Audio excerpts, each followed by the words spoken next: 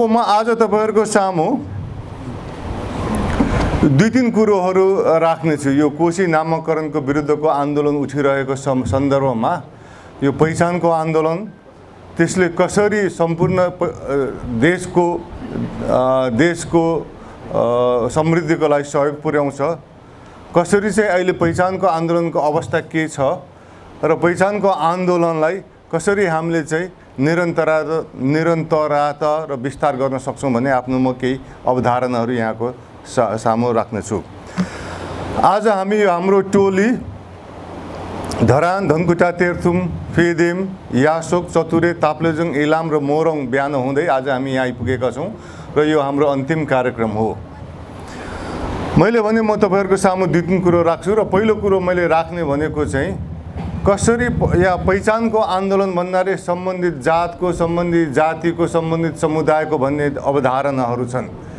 राईहरूले गरे भने यो राईहरूले आफ्नो लागि गरे है, लिम्बूहरूले गरे भने यो लिम्बूहरूले आफ्नो लागि गरे है, कोचहरूले गरे, राजवंशीहरूले गरे भने राजवंशीले आफ्नो लागि गरे है, दलितहरूले गरे भने आफ्नो लागि गरे है भन्ने कुरोहरू यहाँ हामी सम्झिन्छौँ। तर आज म तपाईहरुलाई के कुरा राख्छु भने यी सम्पूर्ण पहिचानको आन्दोलनहरूले सम्बन्धित समुदायको हक अधिकार पनि स्थापित गर्ला, तर देशको समृद्धिको लागि त्यसले योगदान गर्छ भन्ने कुरो म तपाईहरुलाई यहाँ राख्नेछु। अब यसरी कुरा गर्दा म तपाईलाई सुरुमा दुई तीन देशहरुको, तीन चारवटा देशहरुको चर्चा गर्नेछु। हामीलाई थाहा छ हाम्रा कतिपय दाजुभाइ दिदीबहिनीहरू दक्षिण कोरियामा काम गर्न जानुभएको छ, जापानमा जानुभएको छ, ताइवानमा जानुभएको छ, हङकङ, सिङ्गापुर आदि देश पूर्वी एसियाका देशहरूमा जानुभएको छ। ती देशहरू कतिपय दक्षिण कोरिया जस्ता देशहरू 30-40 वर्ष अगाडि नेपालकै हालतमा थिए, समृद्ध थिएनन्, धनी थिएनन्, तर आज आएर ती असाध्य संसारकै धनी देशहरूमध्ये गनिएका छन्। ती देशहरू कसरी समृद्ध भए भन्ने कुरो हामीले हेर्नु जरुरत छ। जापान, दक्षिण कोरिया, ताइवान, सिङ्गापुर, हङकङ जस्ता पूर्वी एसियाको जुन पछिल्लो समयमा हलक्क समृद्ध भए, ती देशहरूमा प्राकृतिक स्रोत साधन केही पनि छैन, खनिज पदार्थहरू छैन, फलामको खानी छैन, सुनको खानी छैन, चाँदीको खानी छैन, तेलको खानी छैन, ग्यासको खानीहरू छैन। तर ती कसरी समृद्ध भए त भनेर विद्वानहरूले अनुसन्धान गर्दा उहाँहरूले के पाउनुभयो भने ती देशहरूमा प्राकृतिक स्रोत साधनहरू छैनन् होला, तर मानव संसाधनको विकास भएको छ। मानव संसाधन भनेको त्यहाँको आफ्नो नागरिकहरूलाई सक्षम बनाएका छन्। ती नागरिकहरू सक्षम बनिसकेपछि आफ्नो क्षमता अनुसार ती नागरिकहरूले आफ्नो देशको लागि बढी से बढी योगदान गरेपछि जब सम्पूर्ण नागरिकहरू आफू सम्पन्न बन्छन् तब देशै समृद्ध हुन्छ। एकछिन चुप लागौँ। जस्तो उदाहरणको लागि ती देशहरू प्रायःसो बुद्धिस्ट कन्फ्युसियस समाजहरू हुन्। कन्फ्युसियस समाज, बुद्धिस्ट समाजमा चाहिँ वर्षौं अगाडिदेखि, सयौं वर्षदेखि त्यहाँ चाहिँ आम शिक्षाको चलन संस्कार हुन्छ, सबैले पढ्छन्। त्यसरी सबैले पढिसकेपछि, सबै सक्षम भएपछि एउटा अनपढ मान्छे भन्दा त्यही मान्छेलाई हामीले केही सिप सिकायौँ, केही शिक्षा दियौँ भने उसको क्षमता अभिवृद्धि हुन्छ, उसले बढी कामहरू गर्न सक्छ, बढी चुस्तताका साथ गर्न सक्छ। र हामीले सबै नागरिकहरूलाई उसको क्षमता अनुसार शिक्षा दियौँ, सिपहरू सिकायौँ र ती प्रत्येक नागरिकहरूले आफ्नो लागि, आफ्नो सन्तानको लागि, आफ्नो छोराछोरीलाई राम्रो गर्छु भनेर केही जथा जोडे, गाडी चढ्छु भनेर गाडी किनेर त्यसरी मेहनत गरे र त्यसरी सम्पूर्ण नागरिकहरू सक्षम भए, क्षमता अनुसारको अभिवृद्धि भयो र प्रत्येक नागरिकहरूले आफ्नो सक्दो बढी चाहिँ पैसा कमाए, सम्पन्न भयो भने र सबै नागरिकहरू त्यसरी अलिक पहिलाको दाँजोमा सम्पन्न भए देशै हलक्क सम्पन्न हुन्छ। ती देशहरू जापान, दक्षिण कोरिया, ताइवान, हङकङ, सिङ्गापुरहरू मैले अघि पनि भने प्राकृतिक स्रोत साधन सदुपयोग गरेर धनी भएका होइनन्। आफ्नो नागरिकहरूलाई सक्षम बनाएर, आफ्नो नागरिकहरूलाई सिप दिलाएर र ती सक्षम नागरिकको कोही नीतिमा बसेर, कोही तल काम गरेर र सबैले आफूले सक्दो आफ्नै लागि गर्दाखेरि सबै सम्पन्न भएपछि देशै हलक्क सम्पन्न भएको हो। त्यसले गर्दाखेरि कुनै पनि देशले आफ्नो नागरिकहरूलाई सम्पन्न गर्नको लागि र नागरिकहरू सम्पन्न भएर देश समृद्ध बन्नको लागि आम शिक्षा दिनु जरुरत छ। सबैलाई क्षमता अभिवृद्धि गर्नु जरुरत छ। त्यसरी जब एक तरिका सबै नागरिकहरू समृद्ध वा धनी भएपछि देश सम्पन्न हुन्छ, अर्को तरिका कसरी आम शिक्षा र क्षमता अभिवृद्धि गरेपछि देशको समृद्धिमा सहयोग गर्छ भनेपछि कुनै पनि देशले आफू समृद्ध बन्नको लागि पुँजीलाई आकर्षित गर्नुपर्छ। फ्याक्ट्रीहरू नयाँ नयाँ खोल्नु पर्यो, व्यापारहरू व्यवसायहरू बढाउनु पर्यो। त्यसको लागि देशमा भएको पुँजी पनि सदुपयोग होला, तर बाहिरदेखि विदेशदेखि पनि पुँजीहरू आकर्षण गर्नुपर्छ।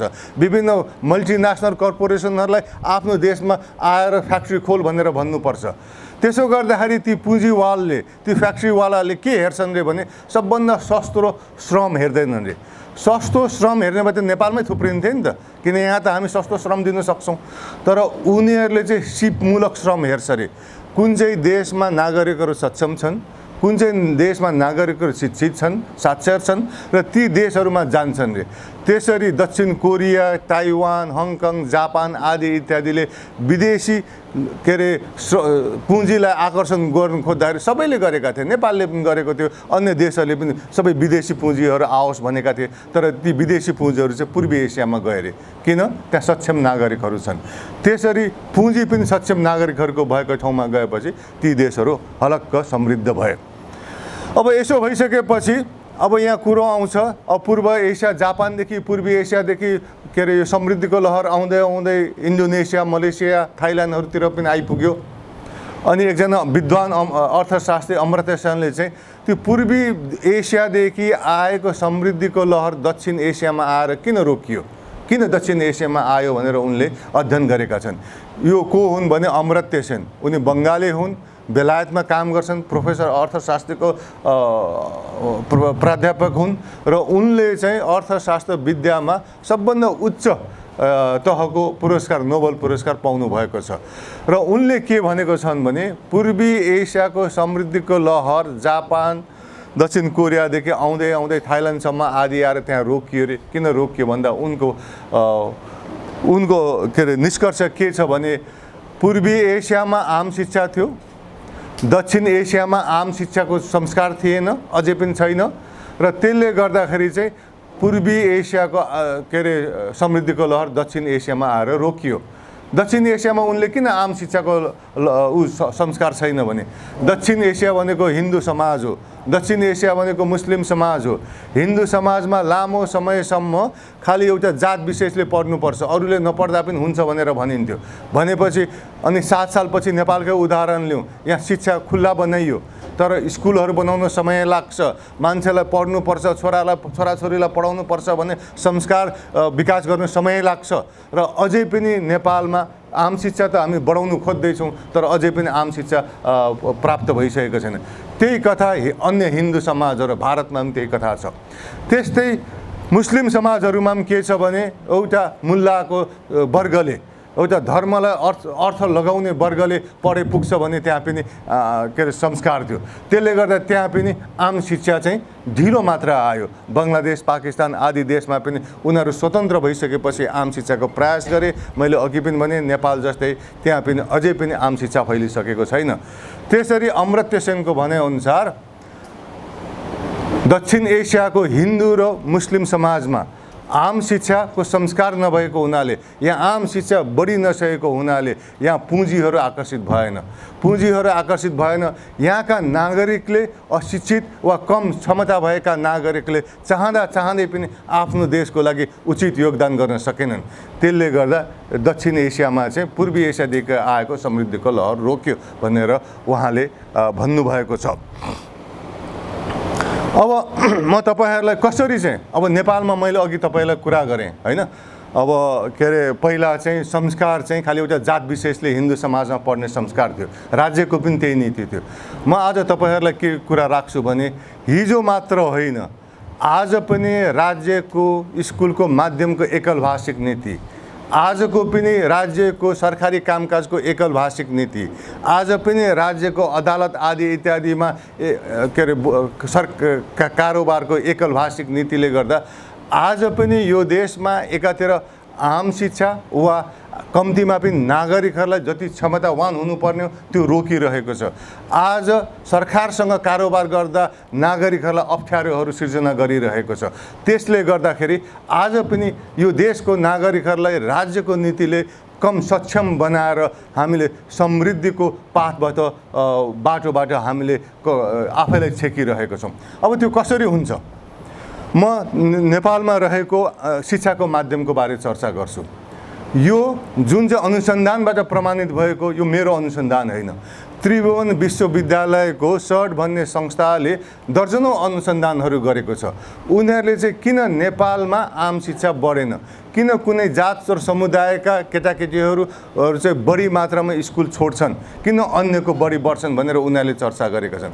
र उनीहरूको निष्कर्ष के हो भने नेपाल जस्तो विभिन्न भाषिक समुदायहरू भएको देशमा, उदाहरण लिउँ, एउटा तामाङको छोरा वा छोरी, तामाङ सालिङको तामाङको छोरा वा छोरी, ऊ आफ्नो घरमा आमा बाबुसँग तामाङ भाषामा बोल्छ, दिदी बहिनीहरू दाजुभाइहरूसँग तामाङ भाषामा बोल्छ, बच्चा सानो बच्चा साथीहरूसँग तामाङ गाउँमा तामाङ भाषामै उसले खेल्छ, बाजे बोजूसँग पनि तामाङ भाषामै बोल्छ।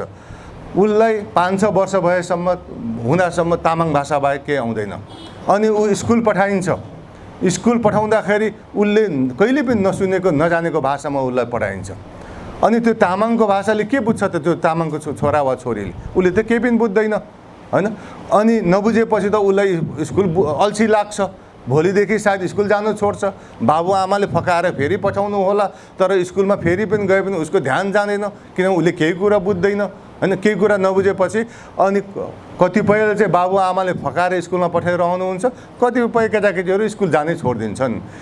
त्यस कारणले गर्दाखेरि चाहिँ गैर मातृभाषामा शिक्षा भएको हुनाले नेपाल जस्तो थुप्रै बहुभाषिक देशमा चाहिँ आम शिक्षा चाहिँ कम भएको छ, किनभने गैर नेपाली भाषाका बच्चाहरू चाहिँ स्कुल छोड्छन् यो अन्य मातृभाषीको दाँजोमा। त्यसरी हामीले नेपालको शिक्षा नीतिले, स्कुलको माध्यमको शिक्षा एकल भाषिक नीतिले गर्दा आज हामीले हाम्रै नागरिकहरूलाई जति सक्षम हुनुपर्ने हो, जति उनीहरू सिपमूलक हुनुपर्ने हो, त्योबाट हामीले छेकिरहेको छौँ।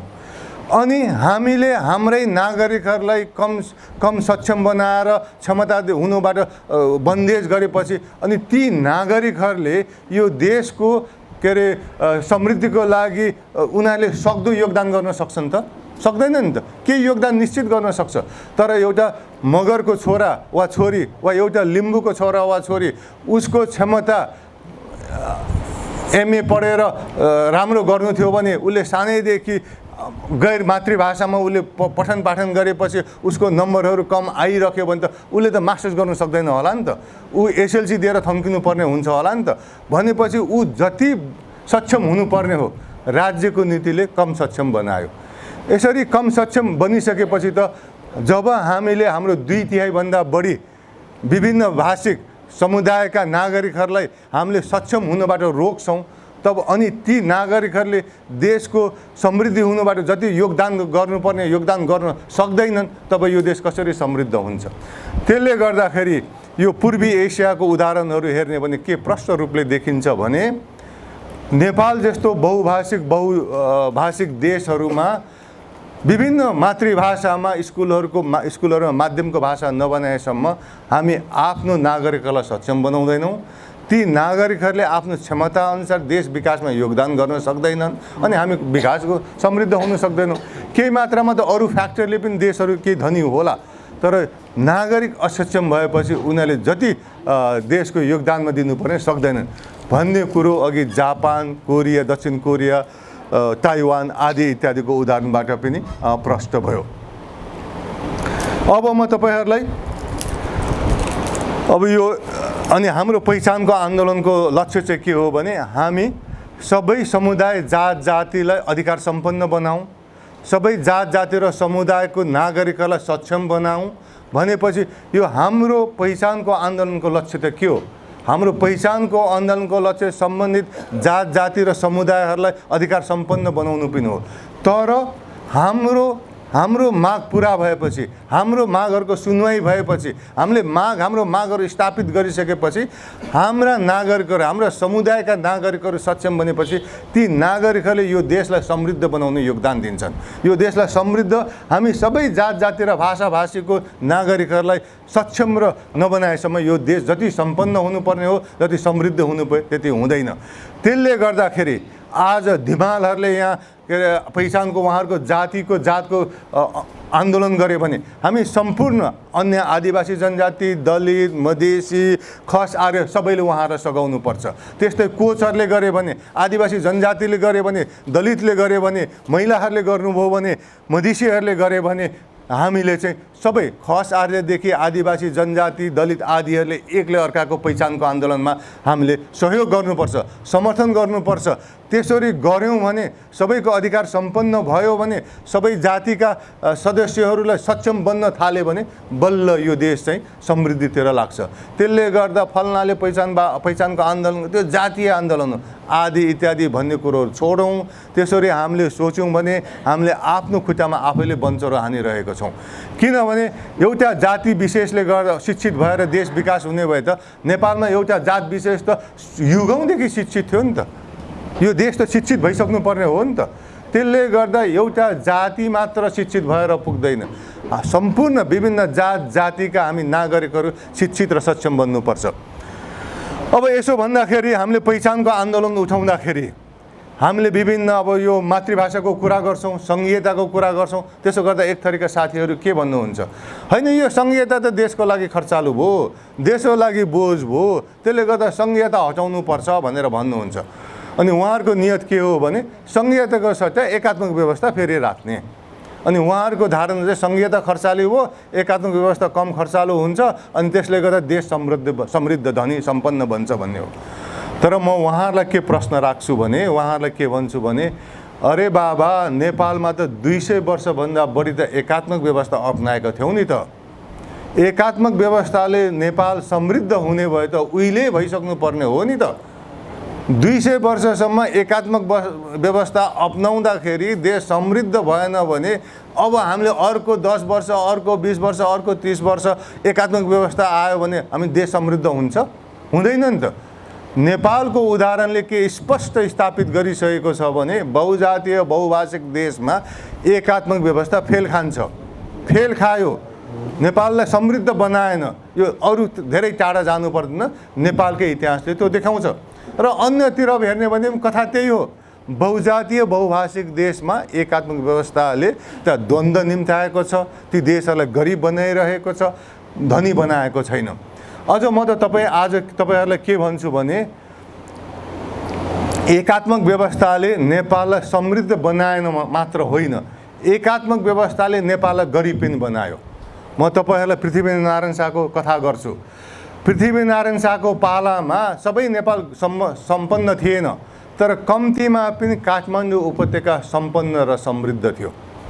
यो कुरा 2-3 कुरोले स्थापित गर्न सकिन्छ।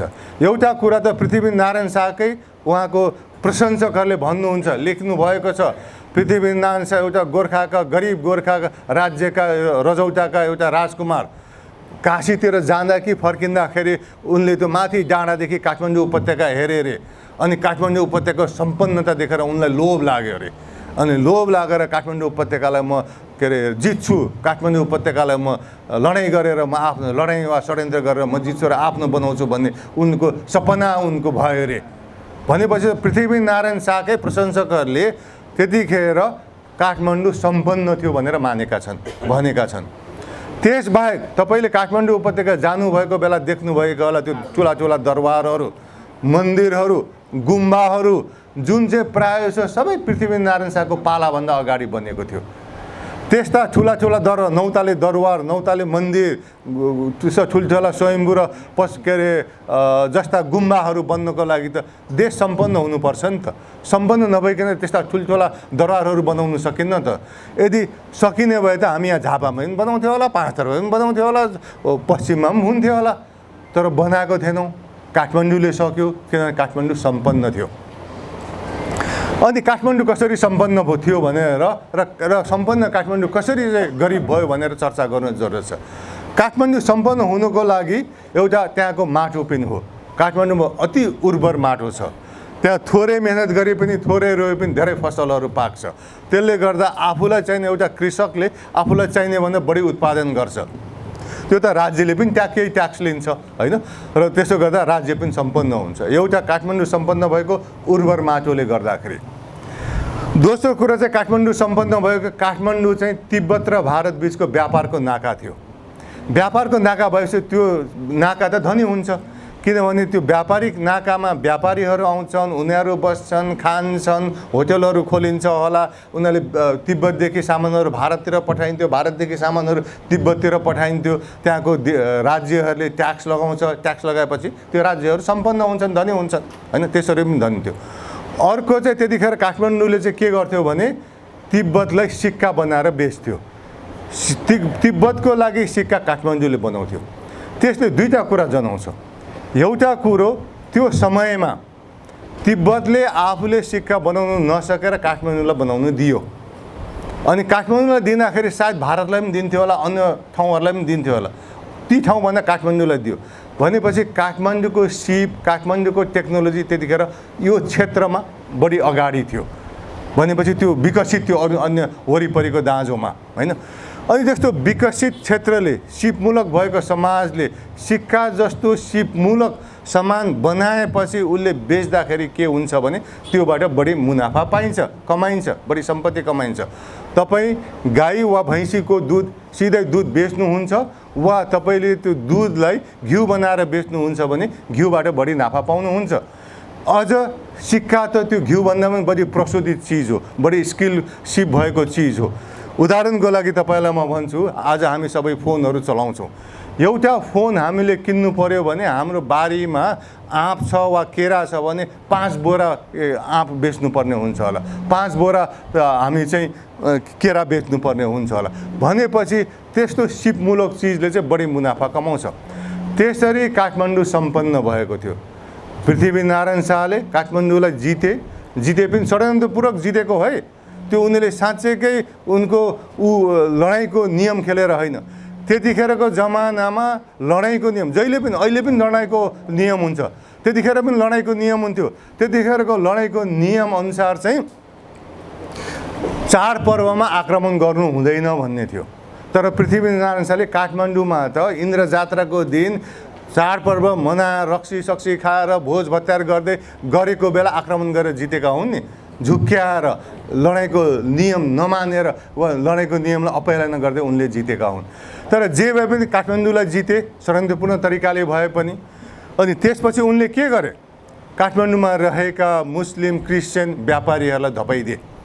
अनि व्यापारीहरूलाई धपाइदिएपछि व्यापार कम भएपछि देश उत्तिकै धनी रहिरहन्छ त, देश त ओह्रालोको बाटो, व्यापारमा त ओह्रालोको बाटोमा लाग्यो नि। अनि त्यसपछि उनले तिब्बतसँग लडाइँ गरे। अब जसलाई सामान बेच्नु छ उसँग लडाइँ गरेर हुन्छ। अनि त्यसपछि तिब्बतले सिक्का पनि लिन छोड्यो, तिब्बतसँगको व्यापार पनि कम भयो, अनि देश समृद्ध रहिरहन्छ। यसरी पृथ्वीनारायण शाहको नीतिले, पृथ्वीनारायण शाहको व्यवहारले त्यो र उनको त्यतिखेर पृथ्वीनारायण शाहको सन्तानदेखि अपनाएको एकात्मक व्यवस्थाले चाहिँ सम्पन्न काठमाडौँलाई पनि गरिब बनायो। काठमाडौँ सम्पन्नै रहिरहेको भए सायद काठमाडौँले अन्य वरिपरिको क्षेत्रलाई पनि तान्थ्यो होला होइन, त्यो काठमाडौँको देखासिकी गरेर अरू पनि धनी हुन्थ्यो होला। तर सम्पन्न काठमाडौँलाई नै पृथ्वीनारायण शाहले गरिब बनाए। भनेपछि के नेपालको उदाहरणले के प्रश्न देखिन्छ भने एकात्मक व्यवस्थाले देशलाई समृद्ध बनाउनु त कता कता बरु एकात्मक व्यवस्थाको नीतिले देशलाई चाहिँ गरिब बनाउँछ। अब म तपाईहरुलाई त्यसो भन्दाखेरि चाहिँ म अब अर्को एउटा संघीयताले कसरी समृद्ध गर्छ भनेर चाहिँ म तपाईलाई एक दुईवटा देशको उदाहरण दिन्छु। अमेरिकाको चर्चा गर्नेछु, त्यसपछि स्विजरल्यान्डको चर्चा गर्नेछु। अमेरिकाको चर्चा गर्दाखेरि म तपाईहरुलाई के भन्छु भने अमेरिका र नेपालको स्थापना सँगसँगै लगभग उस्तै टाइममा भएको, लगभग 10 वर्षको पछि छ, अघि पछि यी देशहरू निर्माण भएका हुन्। अमेरिकाले सुरुदेखि नै संघीयता अपनायो, कहिले पनि एकात्मक व्यवस्था अपनाएको छैन। अमेरिकाले संघीयता अपनायो सुरुदेखि, अहिले ऊ संसारको सबभन्दा शक्तिशाली देश छ, अहिले ऊ संसारको धनी देशहरूमध्ये एक हो। त्यो त एकात्मक व्यवस्थाले गर्दा भएको होइन नि, किनभने उसले कहिले पनि एकात्मक व्यवस्था अपनाएन। अमेरिका सम्पन्न भएको यदि संरचनाले सहयोग गरेको थियो भने त्यो सङ्घीय व्यवस्थाले गरेको हो। सङ्घीयता अपनाएर अमेरिका धनी देश भएको हो। त्यसो भन्दा केही साथीहरू भन्लान् होइन अमेरिका त धनी देश छ, अमेरिकाले त थुप्रै प्रदेशहरू धान्न सक्छ, उसलाई बोझ हुँदैन भनेर भन्लान्। म तपाईँहरूलाई के प्रश्न पार्न चाहन्छु भने अमेरिका स्थापना हुँदाखेरि अमेरिका पनि गरिब थियो। म यो तपाईँलाई कसरी स्थापित गर्न चाहन्छु भने कुनै पनि कोलोनाइज उपनिवेश रहेको देश धनी हुँदैन। जस्तो म तपाईँलाई बेलायतको, अमेरिका पनि बेलायतको उपनिवेश थियो, भारत पनि बेलायतको उपनिवेश थियो। भारतमा बेलायतीहरूले के गर्थे? बेलायतीहरूले अरू कुरो त छोडौँ, कपास जस्तो चिज पनि भारतमा कपडा बनाउनु रोक लगाए। त्यही कपासलाई उनीहरूले बेलायतमा पुर्याए, बेलायतमा कपडाहरू बनाए, अनि त्यो कपडा चाहिँ बनाएर चाहिँ भारतमा फेरि ल्याएर बेच्थे। त्यसरी चुसेको थियो क्या, त्यसरी शोषण गरेको थियो।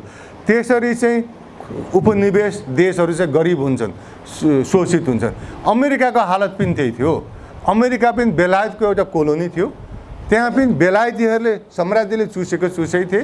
त्यो बढी चुस्यो भनेपछि अनि अमेरिकाले पनि स्वतन्त्रता खोजे, मागे, त्यसको लागि आन्दोलन गरे र उनीहरू पनि समृद्ध भए, अनि स्वतन्त्र भए। भनेपछि अमेरिका पनि सङ्घीयता अपनाउँदाखेरि गरिब थियो, सङ्घीयता अपनाएर ऊ धनी भएको हो। म केही क्षणपछि सङ्घीयताले कसरी देशहरूलाई धनी बनाउँछ भने सैद्धान्तिक पक्षहरू चर्चा गर्छु, तर त्यो चर्चा गर्नुभन्दा अगाडि म अर्को केही कुरोहरू भन्छु। अब हाम्रा यहाँ साथीहरू चाहिँ सङ्घीयतामा प्रान्तहरू धेरै बनाइयो भने धेरै बोझ हुन्छ भनेर कुरा गर्नुहुन्छ होइन। अमेरिकामा 10 लाखभन्दा कम जनसङ्ख्या भएका 5-6वटा प्रान्तहरू छन्। 6 लाख, 7 लाख, 8 लाख भएका रोड आइल्यान्ड भन्ने, भेरमोन्ट भन्ने, नर्थ डेकोटा भन्ने, साउथ डेकोटा भन्ने यी प्रान्तहरूमा 10 लाखभन्दा बढी कम जनसङ्ख्या छ।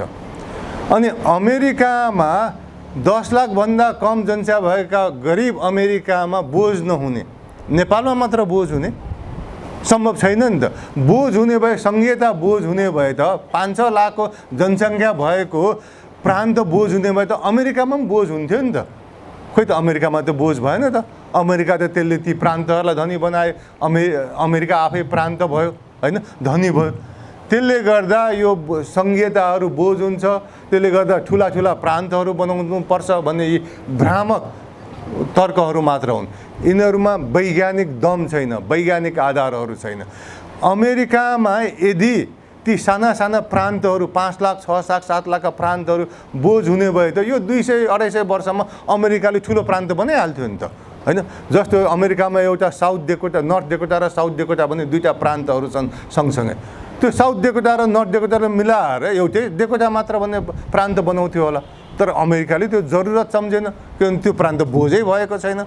बोझ नभएको प्रान्तलाई किन छ? बरु अमेरिकाले त, अमेरिकाको समाजशास्त्रीहरूले त सङ्घीयताले गर्दा अमेरिका समृद्ध भएको भनेर भन्नुभएको छ। यसको बारेमा म भरे तपाईँहरू चर्चा गर्नेछु। अब म तपाईँहरूलाई स्विजरल्यान्ड भन्ने देशको चर्चा गर्छु।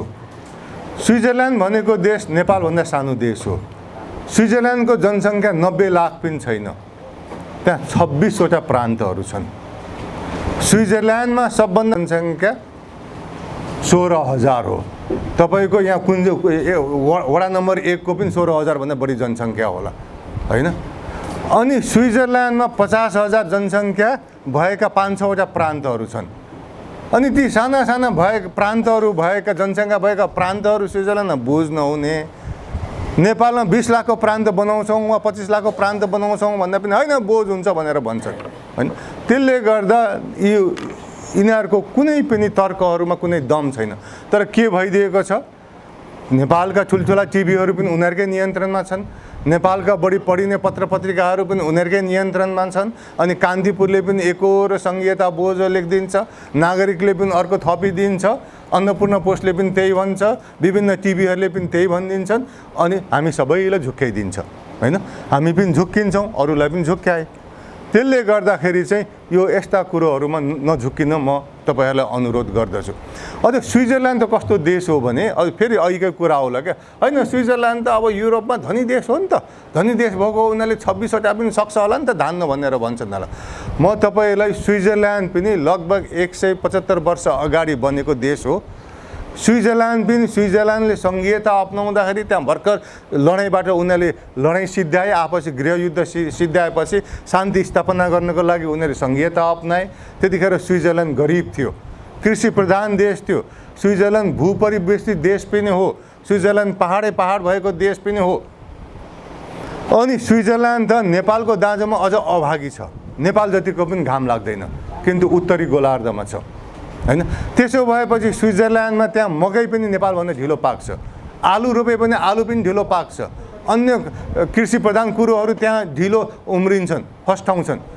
भनेपछि त्यो स्विजरल्यान्ड त नेपालभन्दा पनि प्राकृतिक स्रोत साधनले कम भएको के, नेपालमा त कमसेकम घाम त मध्य र दक्षिण नेपालमा त दोहोरोसँग लाग्छ, स्विजरल्यान्डमा त्यति पनि लाग्दैन। स्विजरल्यान्डमा अन्य प्राकृतिक स्रोत साधन पनि छैन, तर पनि ऊ धनी भयो, समृद्ध भयो। उसले सुरुदेखि उसले पनि संघीयता अपनाएर धनी भयो।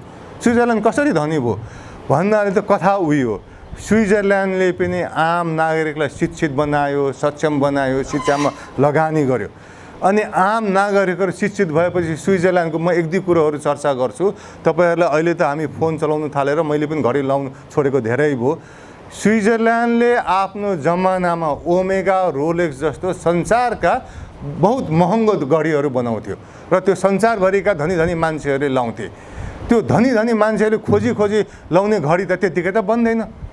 आम नागरिकहरू सक्षम हुनु पर्यो, त्यहाँ वैज्ञानिकहरू जन्मिनु पर्यो हैन, अनि सक्षम तरिकाले ती बनाउनु पर्यो।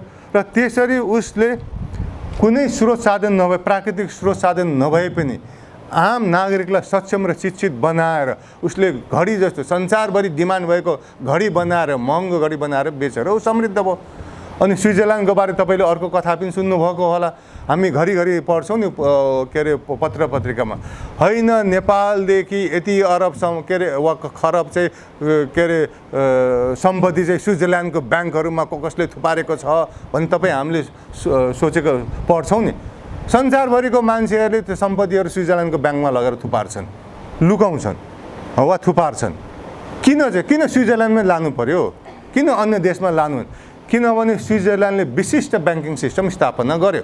अरूले पनि त चाहन्थे होला नि सबै पैसा जति मेरो देशमा आओस् भनेर, तर स्विजरल्यान्डले शिक्षा मार्फत उसले विशिष्ट के अरे ब्याङ्किङ सिस्टम बनायो। अनि संसारभरिका मान्छे हुँदा नेपालका मान्छेहरू पनि भ्रष्टाचार गर्छन् अनि पैसाहरू स्विजरल्यान्डमा लगेर थुपारेको हामीले प्रत्येक साल जस्तो एकपल्ट यो पढ्छौँ।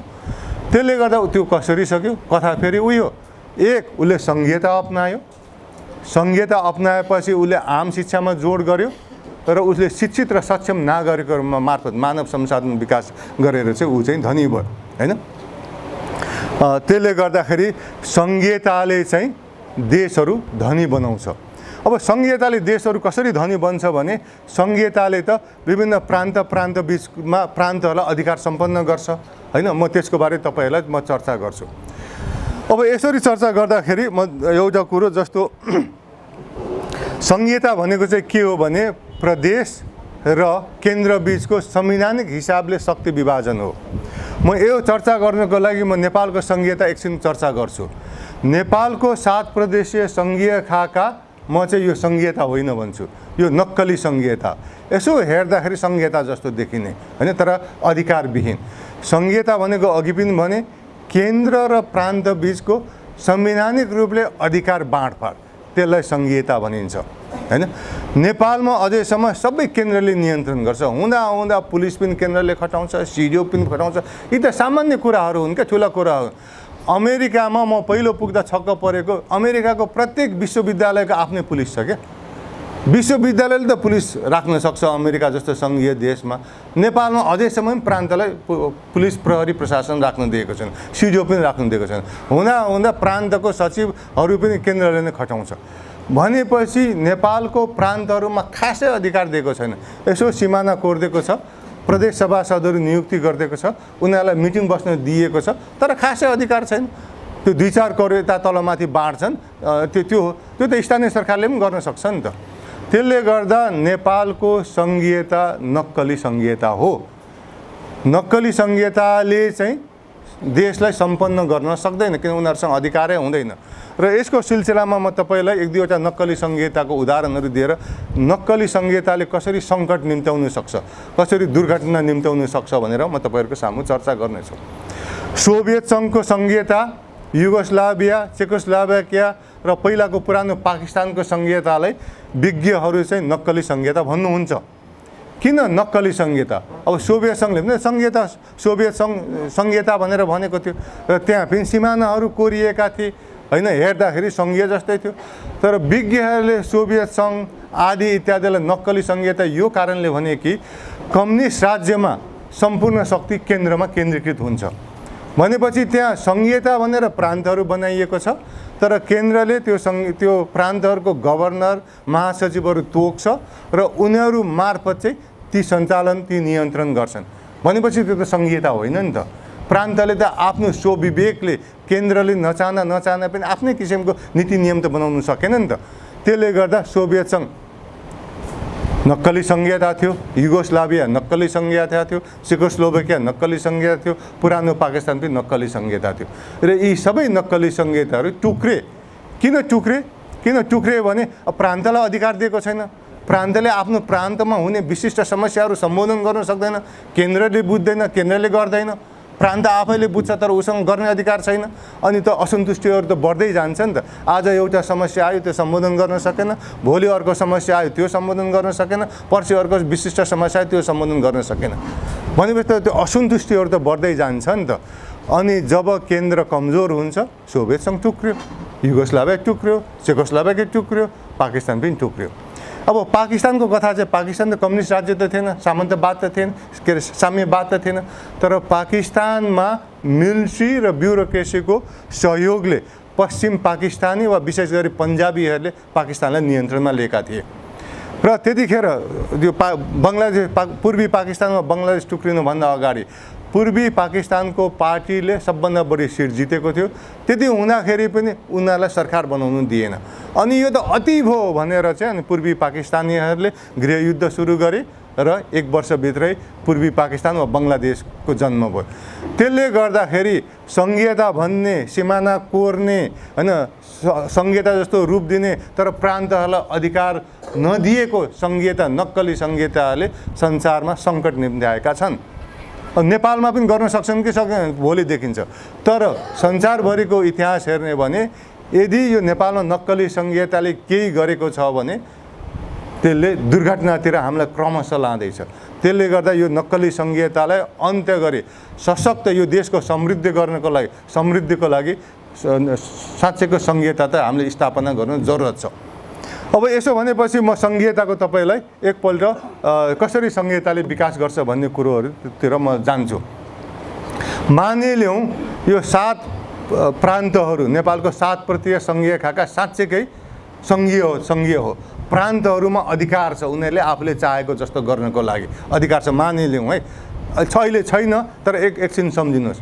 यदि यो साँच्चैकै प्रान्तहरू शक्तिशाली भइदिएको भए उनीहरूले आफूले चाहेको नीतिहरू ल्याउन सक्ने भए के हुन्छ? सबै प्रान्तले त मेरो आफ्नो प्रान्त विकास गरौँ भन्ने चाहन्छ नि त। 1 नम्बरले पनि त्यही चाहन्छ, 2 नम्बरले 3 नम्बरले सबैले चाहन्छ। किनभने प्रान्तमा पोलिटिकल राजनेताहरू प्रतिनिधिहरूले शासन गरिरहेका छन्। पोलिटिकल पार्टीका मान्छेहरूलाई प्रतिनिधिहरूलाई फेरि पनि चुनाव जितौँ भन्ने आश हुन्छ, चाहना हुन्छ।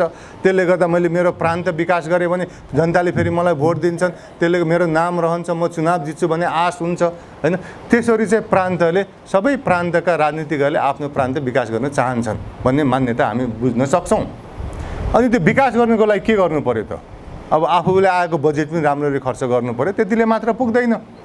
अनि उनीहरूले त्यो पुँजीलाई आकर्षण गर्नु सक्छ अरे। त्यो फ्याक्ट्रीवालाहरूलाई, व्यापारीहरूलाई, उद्यमीहरूलाई मेरो प्रान्तमा आएर फ्याक्ट्री खोलिदेऊ न होइन, गाडीको फ्याक्ट्री बनाइदेऊ वा चाउचाउको बनाइदेऊ वा साइकलको बनाइदेऊ वा अन्य कपडाको चाहिँ फ्याक्ट्री मेरो प्रान्तमा खोलिदेऊ न। किन प्रान्तमा आएर पुँजी त्यसरी फ्याक्ट्रीहरू खोल्यो भने, व्यापारहरू बढ्यो भने त यहाँको मान्छेले के अरे काम पाउँछन्, उसले त्यो काम गरेको मान्छेबाट राज्यले इन्कम ट्याक्स, प्रान्तले इन्कम ट्याक्स लिन्छ, त्यो उद्योग धन्दाहरूबाट इन्कम ट्याक्स लिन्छ वा अनि धनी हुन्छ नि त, त्यसरी समृद्ध हुन्छ नि त। त्यसरी चाहिँ त्यो चाहना सबै प्रान्तहरूको हुन्छ अरे। त्यो त प्रान्तको चाहना हो। पुँजीपतिहरूको चाहना के हुन्छ? पुँजीपतिहरूको चाहना चाहिँ के हुन्छ भने मसँग यति पुँजी छ, मैले यो पुँजी चाहिँ जहाँ चाहिँ बढी फाइदा हुन्छ म त्यहाँ लगानी गर्छु भन्ने। किनभने त व्यापारीलाई उद्यमीलाई त आफूले भएको पुँजीबाट बढी से बढी फाइदा गर्नु छ नि त। ऊ त के अरे पुँजी त जता पाए त्यही खर्च त गर्दैन नि त, होइन? त्यसले गर्दाखेरि ऊ चाहिँ कहाँ चाहिँ मेरो पुँजीले बढी फाइदा पाउँछ भनेर हेर्छ अरे। 1 नम्बरमा हो कि 2 नम्बरमा हो कि 3 नम्बरमा हो कि 4 नम्बर। अनि उसले त्यसरी हेर्दा के हेर्छ अरे? एउटा कुरा उसले चाहिँ त्यहाँ शिक्षित र सक्षम जनसङ्ख्या छ कि छैन त्यहाँका नागरिकको। अघि मैले भने नि के मानव संसाधन त्यहाँ विकास भएको छ कि छैन। अनि उसले हेर्छ अरे त्यहाँ बाटोघाटो भएको छ कि छैन। किन सामान त उत्पादन गर्नु पर्यो, तर त्यो त बेच्नुको लागि त बाटोघाटो चाहियो। त्यहाँ पानी र बिजुलीको व्यवस्था छ कि छैन, र त्यहाँ के अरे विधिको शासन छ कि छैन, आदि इत्यादि हेर्छ अरे। अनि जहाँ चाहिँ बाटोघाटो छ, पानी बिजुलीको व्यवस्था छ, जहाँको जनताहरू चाहिँ शिक्षित र सक्षम छन्, त्यहाँ चाहिँ पुँजीवालाले पुँजीपतिले फ्याक्ट्री बनाउँछ, बन्द व्यवसाय सुरु गर्छ अरे बढी मात्रामा। अनि यो कुरो त बिस्तारै सबै प्रान्तहरूले बुझ्छन्। पुँजीलाई आइज भन्दा त आउँदैन रहेछ। पुँजीलाई आकर्षण गर्नको लागि त बाटोघाटो बनाउनु पर्ने रहेछ, बिजुली पानीको व्यवस्था गर्नुपर्ने रहेछ, शिक्षामा लगानी गरेर नागरिकलाई शिक्षित बनाउनु पर्ने रहेछ। तब मात्र पुँजीहरू आउँदा रहेछन् भने त 2-4 वर्षमा त बुझिन्छ नि, 2-4 वर्ष 5-10 वर्षमा। त्यो बुझिसकेपछि सबै प्रान्तले पुँजीलाई आकर्षण गर्नको लागि उनीहरूले बाटोघाटो बनाउन थाल्छन्। आफूमा भएको बजेटले सकेसम्म धेरै बाटोघाटो, सकेसम्म धेरै पानी र बिजुलीको व्यवस्था, सकेसम्म राम्रो शिक्षा दिएर शिक्षित र सक्षम बनाउन चाहन्छन् रे, होइन? अनि त्यसरी पुँजीलाई तान्नको प्रतिस्पर्धामा सबै प्रान्तहरूले आफूमा भएको बजेटबाट बढी से बढी बाटोघाटो, पूर्वाधारहरू, शिक्षाहरूमा लगानी गरेपछि त त्यसरी गऱ्यो भने के हुन्छ त? सबै प्रान्तहरूमा बाटोघाटो निर्माण हुन्छ, बिजुली पानीको व्यवस्था हुन्छ, शिक्षा विस्तार हुन्छ भनेपछि देश विकास भएन त? र त्यो देश विकास गर्ने के अरे वातावरण कसरी बन्यो? सङ्घीयताले बनायो। सङ्घीयताले प्रान्तहरूलाई अधिकार दिएर आफ्नो प्रान्तलाई विकास गर्छु, पुँजीलाई आकर्षित गर्छु भनेर त्यो प्रतिस्पर्धामा उनीहरूले बाटोघाटो, पानी बिजुलीको व्यवस्था गरेपछि सबै प्रान्तहरू पहिलाको दाँजोमा विकसित भए भनेपछि त देशै विकास भएन त? पहिलो कुरो त्यसरी देश विकास हुन्छ अरे। दोस्रो चाहिँ कुनै पनि देशमा, चाहे त्यो अमेरिका होस्, चाहे त्यो चीन होस्, कुनै पनि देशमा आफ्नो देशमा भएको र उपलब्ध एउटा निश्चित के अरे पुँजी हुन्छ। चाहे मानिलिउँ नेपालमा 1 खरब पुँजी छ अरे, आफ्नो देशकै पुँजी र बाहिरबाट आउने पुँजी।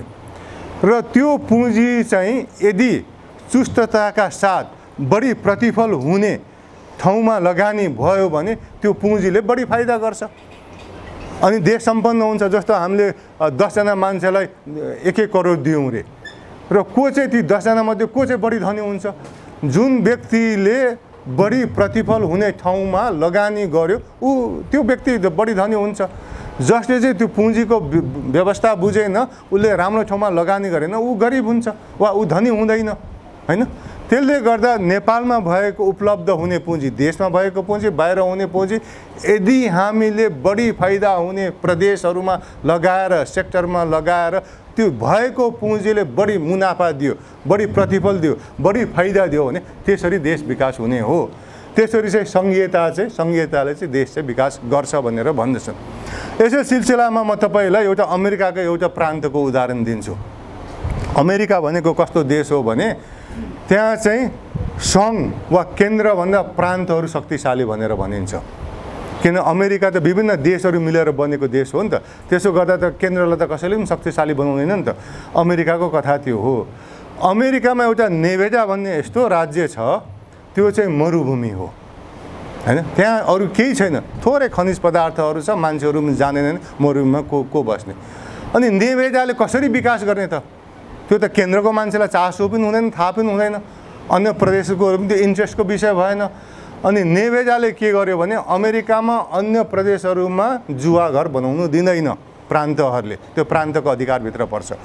नेभेडाले के गर्यो भने म त अरू तरिकाले विकासै गर्न सक्दिनँ, म मेरो प्रान्तमा जुवा घर खोल्न दिन्छु भनेर अनि त्यो लास भेगास भन्ने सहरमा, नेभेडाको लास भेगास भन्ने सहरमा जुवा घर छ, क्यासिनोहरू के 100औं क्यासिनोहरू छ बनाएका छन्।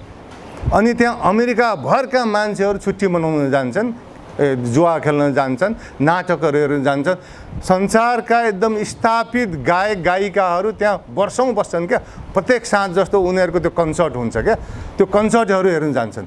र लास भेगासलाई चाहिँ अमेरिकीहरूले नै त्यो पापको सहर भन्छ क्या। जुवा खेल्ने, मस्ती गर्ने, नाटक हेर्ने, गीत सुन्ने, त्यो मोज मस्ती गर्ने सहर क्या। त्यस्तो बनायो। अमेरिकाको मात्र होइन, संसारदेखि पनि पैसा हुनेहरू त्यहाँ जान्छन्। र यो के अरे त्यो लास भेगासमा चाहिँ कस्तो भने संसारभरिका ठुल्ठुला कन्फरेन्सहरू हुन्छ क्या। त्यो मैले यो हाम्रो जस्तो कन्फरेन्स होइन कि, त्यहाँ चाहिँ सामानहरूको क्या। जस्तो लास भेगासमा चियाको पनि ठुलो कन्फरेन्स हुन्छ। चिया किन्ने मान्छेहरू पनि आउँछन्, बेच्ने मान्छेहरू पनि आउँछन्, चियाबारे प्रोफेसनलहरू पनि आउँछन्, संसारभरिदेखि आउँछन् क्या। 50,000 मान्छे एक हप्ताको लागि, कति हप्ताको लागि, कति समयको लागि त्यहाँ पुग्छन्। अनि त्यस्ता त्यो कन्फरेन्स, त्यस्ता ठुला कन्फरेन्सहरू किन लास भेगासमा हुन्छ भने त्यो क्यासिनोसँग ठुल्ठुला होटलहरू बनाइएको छ होइन, ठुल्ठुला होटलहरू बनाएको छ। अनि त्यहाँ अब त्यो मान्छेहरूलाई त्यस्तो कन्फरेन्सहरू गऱ्यो भने काम पनि हुन्छ। ती मान्छे त्यस्ता, अनि लास भेगासमा कन्फरेन्स गऱ्यो भने मान्छेहरू मोज मस्ती पनि गर्ने आउने भएकोले धेरै मान्छेहरू आउँछन् भन्ने बुझाइ छ। त्यसले गर्दा त्यस्ता कन्फरेन्सहरू कति हुन्छन्। लास भेगासमा यति धेरै होटलहरू छ कि, र त्यो यति धेरै होटलहरू भएकोले, प्रतिस्पर्धा भएको हुनाले तपाईँ अरू ठाउँमा जति 5 स्टार होटलको लागि तिर्नुहुन्छ नि, लास भेगासमा लगभग आधीमा तपाईँ बस्नु सुत्नु सक्नुहुन्छ क्या। त्यो धेरै होटलहरू भएर, प्रतिस्पर्धा भएर। र मैले मुख्य भन्नु खोजेको कुरो चाहिँ के हो भने, अमेरिकाको नेभेडा भन्ने राज्य जो चाहिँ मरुभूमि हो, नेभेडा भन्ने राज्यले उसँग अरू कुनै उपाय थिएन। किन मरुभूमिमा के गर्ने त, खेतीपाती हुँदैन, अन्य कुरो हुँदैन। उसलाई अधिकार भएको हुनाले, उसले जुवाको सहर स्थापित गरेको हुनाले त्यहाँ चाहिँ त्यो लास भेगास अहिले संसारभरिको एकदम प्रसिद्ध, जुवा खेल्नको लागि प्रसिद्ध सहर हो, मोज मस्तीको लागि प्रसिद्ध सहर। धेरै मान्छेहरू छुट्टी मनाउन जान्छन् होइन। त्यसरी चाहिँ उसले आम्दानी गर्यो, किनभने उसलाई अधिकार थियो। त्यसले गर्दा सङ्घीयताले चाहिँ के गर्छ भने, आफ्नो प्रान्तमा के अरे स्रोत साधन छ, के छैन, हामी आफ्नो प्रान्तमा के गर्न सक्छौँ, सम्बन्धित प्रान्तले बुझ्छ नि त। सङ्घलाई त थाहा नहुनु सक्छ नि त, अर्को प्रान्तलाई कम थाहा हुन्छ नि त। त्यसले गर्दा सम्बन्धित प्रान्तलाई हामीले अधिकार दियौँ भने उसलाई आफ्नो प्रान्त कसरी विकास गर्ने भन्ने बढी ज्ञान हुन्छ, बढी चासो हुन्छ, उसलाई बढी प्रेसर पनि हुन्छ। राजनीतिज्ञहरूले विकास गरेन भने त भोलि त चुनावमा त हार्छ नि त। त्यसले गर्दा सङ्घीयताले यसरी चाहिँ यी विभिन्न तरिकाले चाहिँ देशहरूलाई धनी समृद्ध बनाउँछ होइन। अब लास भेगास के अरे नेभेडाकै कुरा गर्ने भए, त्यो अरू देश र अरू प्रान्तहरू आफ्नै तरिकाले सम्पत्ति कमाउने। लास भेगास गरिबै रहिरहेको भए त अरू प्रान्तको स्रोत साधनले उसलाई भर्ती गर्नु पर्थ्यो नि त। तर सङ्घीयता मार्फत सबै प्रान्तहरूले आफ्नो प्रान्तमा के गर्नुपर्छ भन्ने थाहा भएर त्यसरी गरेर आफ्नो प्रान्तहरू विकास गरेपछि, सबै प्रान्तहरू पहिलाको भन्दा विकसित भएपछि देश नै हलक्क विकास हुन्छ। अब यति भनिसकेपछि म तपाईँहरूलाई, अब सङ्घीयताले यसरी विकास गर्छ भनिसकेपछि म तपाईँहरूलाई चाहिँ नेपालमा पहिचानको आन्दोलनको अवस्थाबारे चाहिँ म चर्चा गर्छु। अब पहिचानको आन्दोलनको बारे चर्चा गर्दा अघि मैले पनि भने, नेपालमा एक थरीको पत्र पत्रिकाले पहिचानको आन्दोलन सेलायो, सुक्यो आदि इत्यादि भनेर त्यो भ्रमहरू छर्यो। त्यो भ्रमले हामीलाई पनि, हाम्रा नेता हामीलाई पनि के मात्रामा असर पार्यो होला होइन। तर सबभन्दा बढी असर चाहिँ र त्यसले घाटा चाहिँ हाम्रो नेकपा एमालेलाई लगायो कि, विशेष गरी केपी ओली, हिक्मत कार्की जस्ता नेकपा एमालेका मान्छेहरूलाई र माओवादीका मान्छेहरूलाई पनि के लगायो होला। किनभने यो पत्र पत्रिकाको भ्रममा त उनीहरू फसे नि त। उनीहरूले सम्झे साँच्चै यो पहिचानको आन्दोलन सुस्तायो, अनि कोशी नामाकरण गर्दै षड्यन्त्रपूर्वक तरिकाले। उनीहरूले त आफ्नो वंशजबाट ताली भेट्छु भनेर सम्झेका थिए होला। तर यो 5 महिना लामो उनीहरूले यो कोशी नामाकरणको विरुद्धमा सङ्घर्ष आन्दोलन भेट्टाए। आफ्नै कार्यकर्ताहरू उनीहरूको विरुद्धमा लागेका छन् होइन। एमालेका साथीहरू पनि, काङ्ग्रेसका साथीहरू पनि तल्लो तहमा लागिरहनु भएको छ भनेपछि त उनीहरू भ्रममा परे क्या। यो नेपाली मिडियाको भ्रमले तपाईँ हामीलाई पनि के असर पार्यो होला। तर बढी घाटा केपी ओली, हिक्मत कार्की र माओवादीहरूलाई पार्यो। किनभने माओवादी आफू पहिचानवादी दल भनेर भन्थ्यो, सट्ट कोशीमा सही गरिदियो होइन। अन्त अहिले त उसको पहिचानवादी क्रेडेन्सियलमा त मान्छेहरू प्रश्न गर्न थाले नि त होइन, प्रश्न उठाउन थाले नि त। त्यसले गर्दा बढी उनीहरूलाई घाटा पर्यो। मैले चाहिँ पहिलादेखि नै तपाईँहरूले मेरो 1 वर्ष अगाडि, 2 वर्ष अगाडि, 3 वर्ष, 4-5 वर्ष अगाडिको मेरो लेखहरू हेर्नुभएको थियो भने होइन, इन्टरभ्यूहरू सुन्नुभएको थियो। मैले बारम्बार भनेको नेपालमा पहिचानको आन्दोलन सुस्ताएको छैन। नेपालमा पहिचानको आन्दोलन विस्तार भइरहेको छ। आन्दोलन भनेको सधैँभरि सडकमा मान्छे उतार्नु मात्र आन्दोलन होइन। आन्दोलन भनेको जनचेतना फैलाउनु पनि हो। आन्दोलन भने भोलिको लागि हामीले सङ्गठनहरू निर्माण गर्न, संरचनाहरू निर्माण गर्न, सञ्जालहरू निर्माण गर्नु पनि हो। किन आन्दोलनमा जरुरत पर्छ। यदि आन्दोलन भनेको सडकमा मात्र उत्रिनु हो भने त हामी त लोकतन्त्रको पनि समर्थन हरायो भन्न सक्छौँ नि त। किन आज कोही लोकतन्त्र चाहिन्छ भनेर सडकमा कोही निस्केको छ? छैन नि त। हाम्रो राजा ज्ञानेन्द्रको विरुद्धमा काठमाडौँमा 19 दिन आन्दोलन भयो। 20औं दिनदेखि त आन्दोलन भएन भनेपछि त्यसको आधारमा ज्ञानेन्द्रको विरोध गर्न छोडे, त्यसले गर्दा ज्ञानेन्द्रको सपोर्ट बढ्यो भनेर भन्ने वा लोकतन्त्रको के मागहरू कम भयो भनेर भन्नु त मिल्दैन नि। त्यसले गर्दा यी मिडियाहरूले के बुझेनन् भने आन्दोलन भनेको सडकमा मात्र निरन्तर मान्छे उफ्रिनु होइन। आन्दोलन भनेको जनचेतना फैलिरहेको छ कि छैन, आन्दोलनलाई बढाउने संरचनाहरू निर्माण भएको छ कि छैन। मैले त भर्खरको एउटा कान्तिपुरको आर्टिकलमा के लिम्बूहरूको बारे चर्चा गरेको छु। लिम्बूहरूको बारे मलाई केही बढी ज्ञान भएको हुनाले लिम्बूहरूमा 4-5 वर्षदेखि थरगत संस्थाहरू बनाउने व्यापक विस्तार भइरहेको छ। अहिले सम्बन्धित साथीहरू लगभग दर्ता नभएका समेत गरेर चाहिँ 250वटा जति थरगत संस्थाहरू छन् भनेर उहाँहरूले अड्कल गर्नुहुन्छ। त्यो थरगत संस्थाले के गर्छन्, एउटा वंशावली बनाउँछन् रे, अर्को चाहिँ आफ्नो थरका मान्छेहरू, दाजुभाइ दिदीबहिनीहरूलाई पर्दा वर्दा चाहिँ सघाउने काम गर्छ। अनि मैले भन्ने गरेको चाहिँ के हो भने भोलि लिम्बूहरूको आन्दोलन भयो। किराँत याक्थुम चुम्लुङले लिम्बूहरूलाई ल सडकमा उत्रिनु पर्यो है भनेर एक्लैले बोलाए रे। र त्यसको सट्टा किराँत याक्थुम चुम्लुङ र थरगत संस्थाहरू मिलेर संयुक्त रूपले ल लिम्बूहरू सडकमा उत्रिनु पर्यो भनेर भन्दाखेरि संयुक्त अपिल गरेको खण्डमा बढी लिम्बूहरू सडकमा उत्रिन्छन्। किनभने थरगत संस्थाको त डाइरेक्टली धेरै मान्छेहरूसँग 250वटा थरगत संस्थाको बढी लिम्बूहरूसँग नेटवर्क हुन्छ। आफ्नै दाजुभाइ दिदीबहिनीहरू थरगत संस्थामा बसेका हुन्छन्, काका भतिजाहरू नातागोताहरू परेका छन्। उनीहरूले बोलाउँदाखेरि नजानु अप्ठ्यारो पर्छ। भोलि पर्दा वर्दा नसकिदेला कि भन्ने हुन्छ, मलामी नहोला कि भन्ने हुन्छ, बिहामा आदि इत्यादिमा नहोला कि भन्ने हुन्छ। त्यसले गर्दाखेरि त किराँत याक्थुम चुम्लुङ र थरगत संस्थाहरूले संयुक्त रूपले बोलाउँदाखेरि मान्छेहरू सडकमा आउँछन्। मैले यो थरगत संस्था त उदाहरण मात्र दिएको क्या। त्यसरी नयाँ यी त नयाँ संरचनाहरू हुन् नि त। यी संरचनाको आधारमा हामी भोलि सडकमा मान्छे बढी उतार्न सक्छौँ। त्यस्तै लिम्बूहरूकोमा जस्तो इभन 5 थरमा त्यहाँ याक्थुङ एकाडेमी भाषाको केही संस्थाहरू खोलिएका छन्। उनीहरूले किताबहरू छाप्छन्। त्यो किताबहरू अरू लिम्बूहरूले पढेर जनचेतना फैलिन्छ।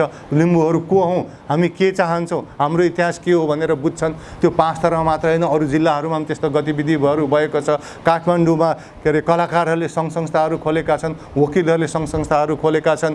ती कलाकारहरू यो आन्दोलनको समर्थनमा के अरे सडकमा उत्रेका छन्, उत्रिन्छन् होइन।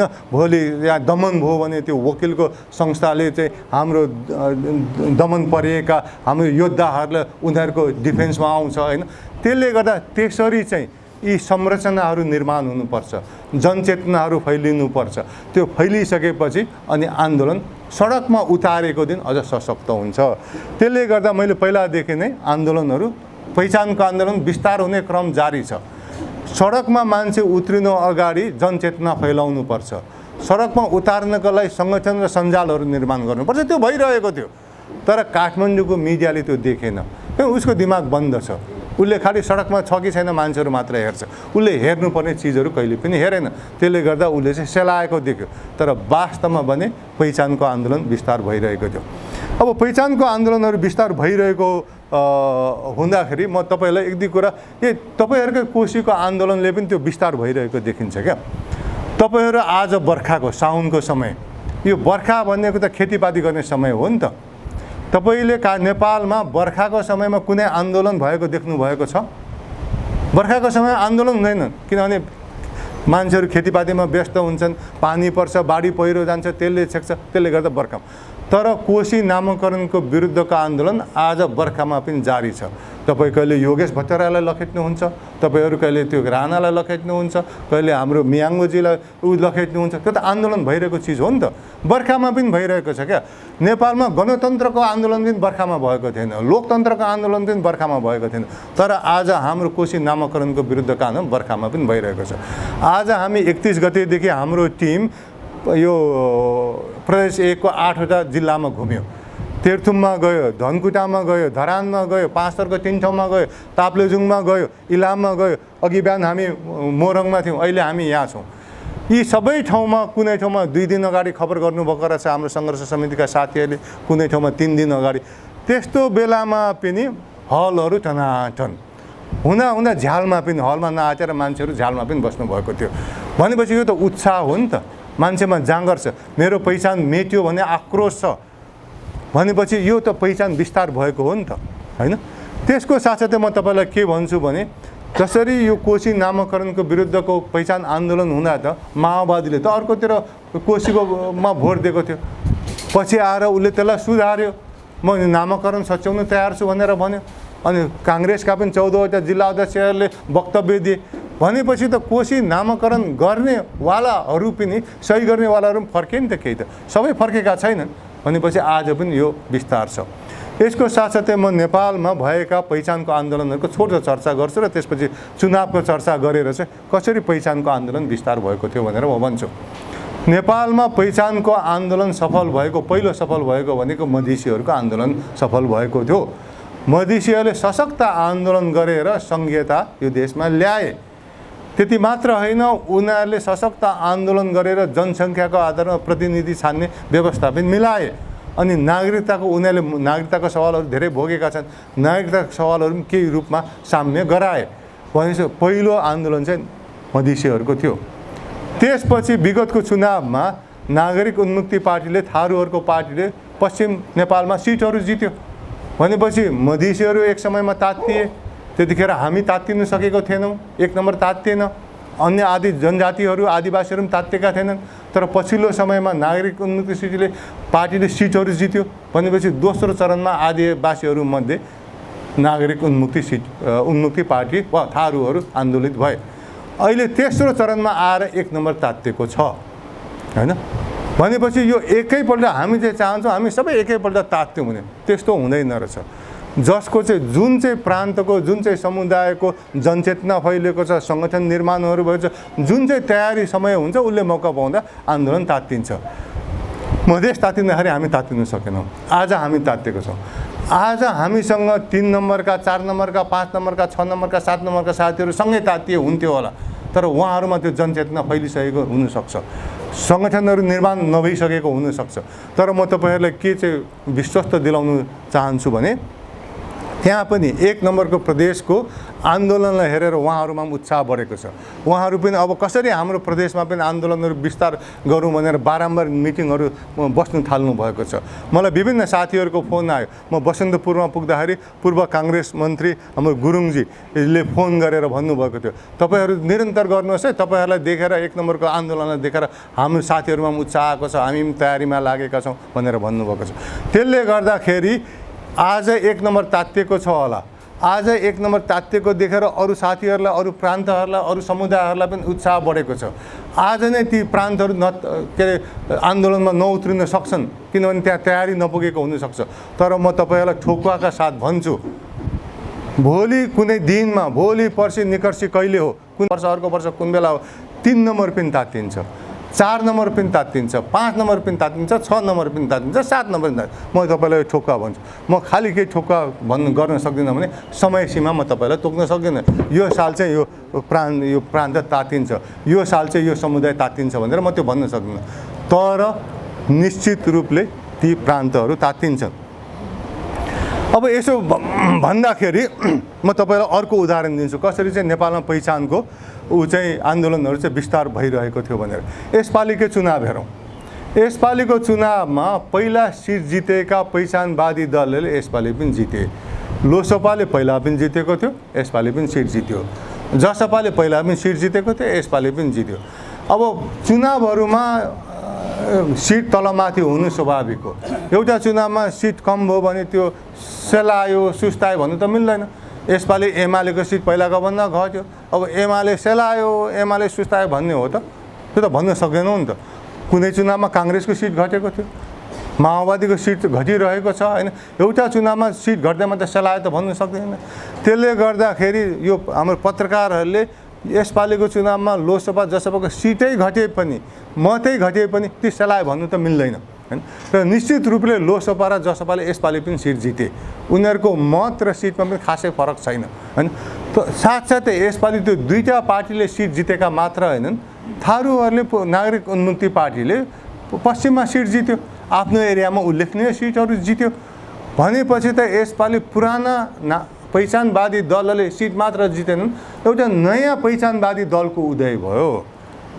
त्यति मात्र होइन, सीके राउतको जनमत पार्टीले पनि सिट जित्यो भनेपछि अर्को पनि पहिचानवादी दलको उदय भयो।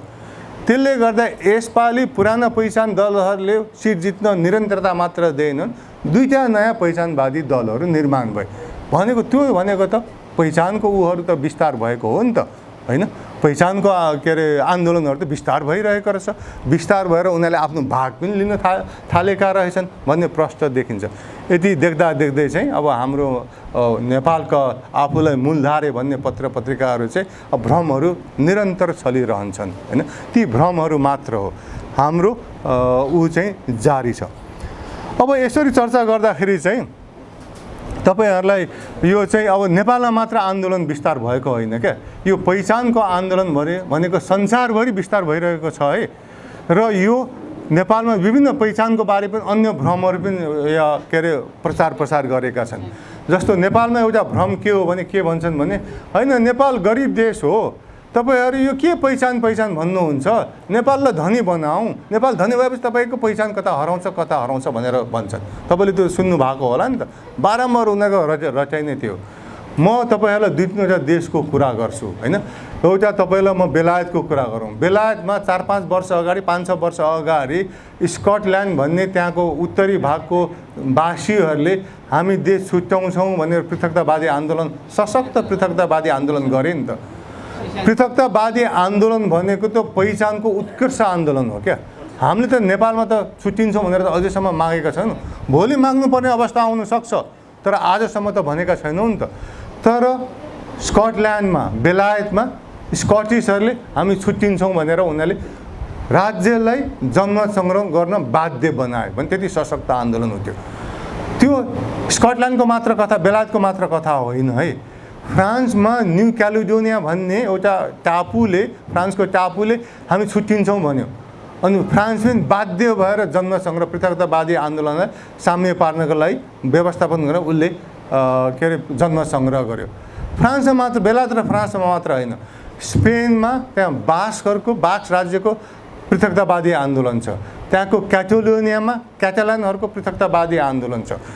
क्याटालोनिया भनेको चाहिँ कुन चाहिँ हो भने तपाईहरु फुटबल हेर्नु हुन्छ भने बार्सिलोना भन्ने एउटा क्लब छ नि, फेमस क्लब, त्यो चाहिँ क्याटालोनियाको क्लब हो क्या। त्यो प्रान्तमा पनि पृथकतावादी आन्दोलन छ हैन। अनि फ्रान्स, बेलायत, स्पेन ती गरिब देशहरू हुन्।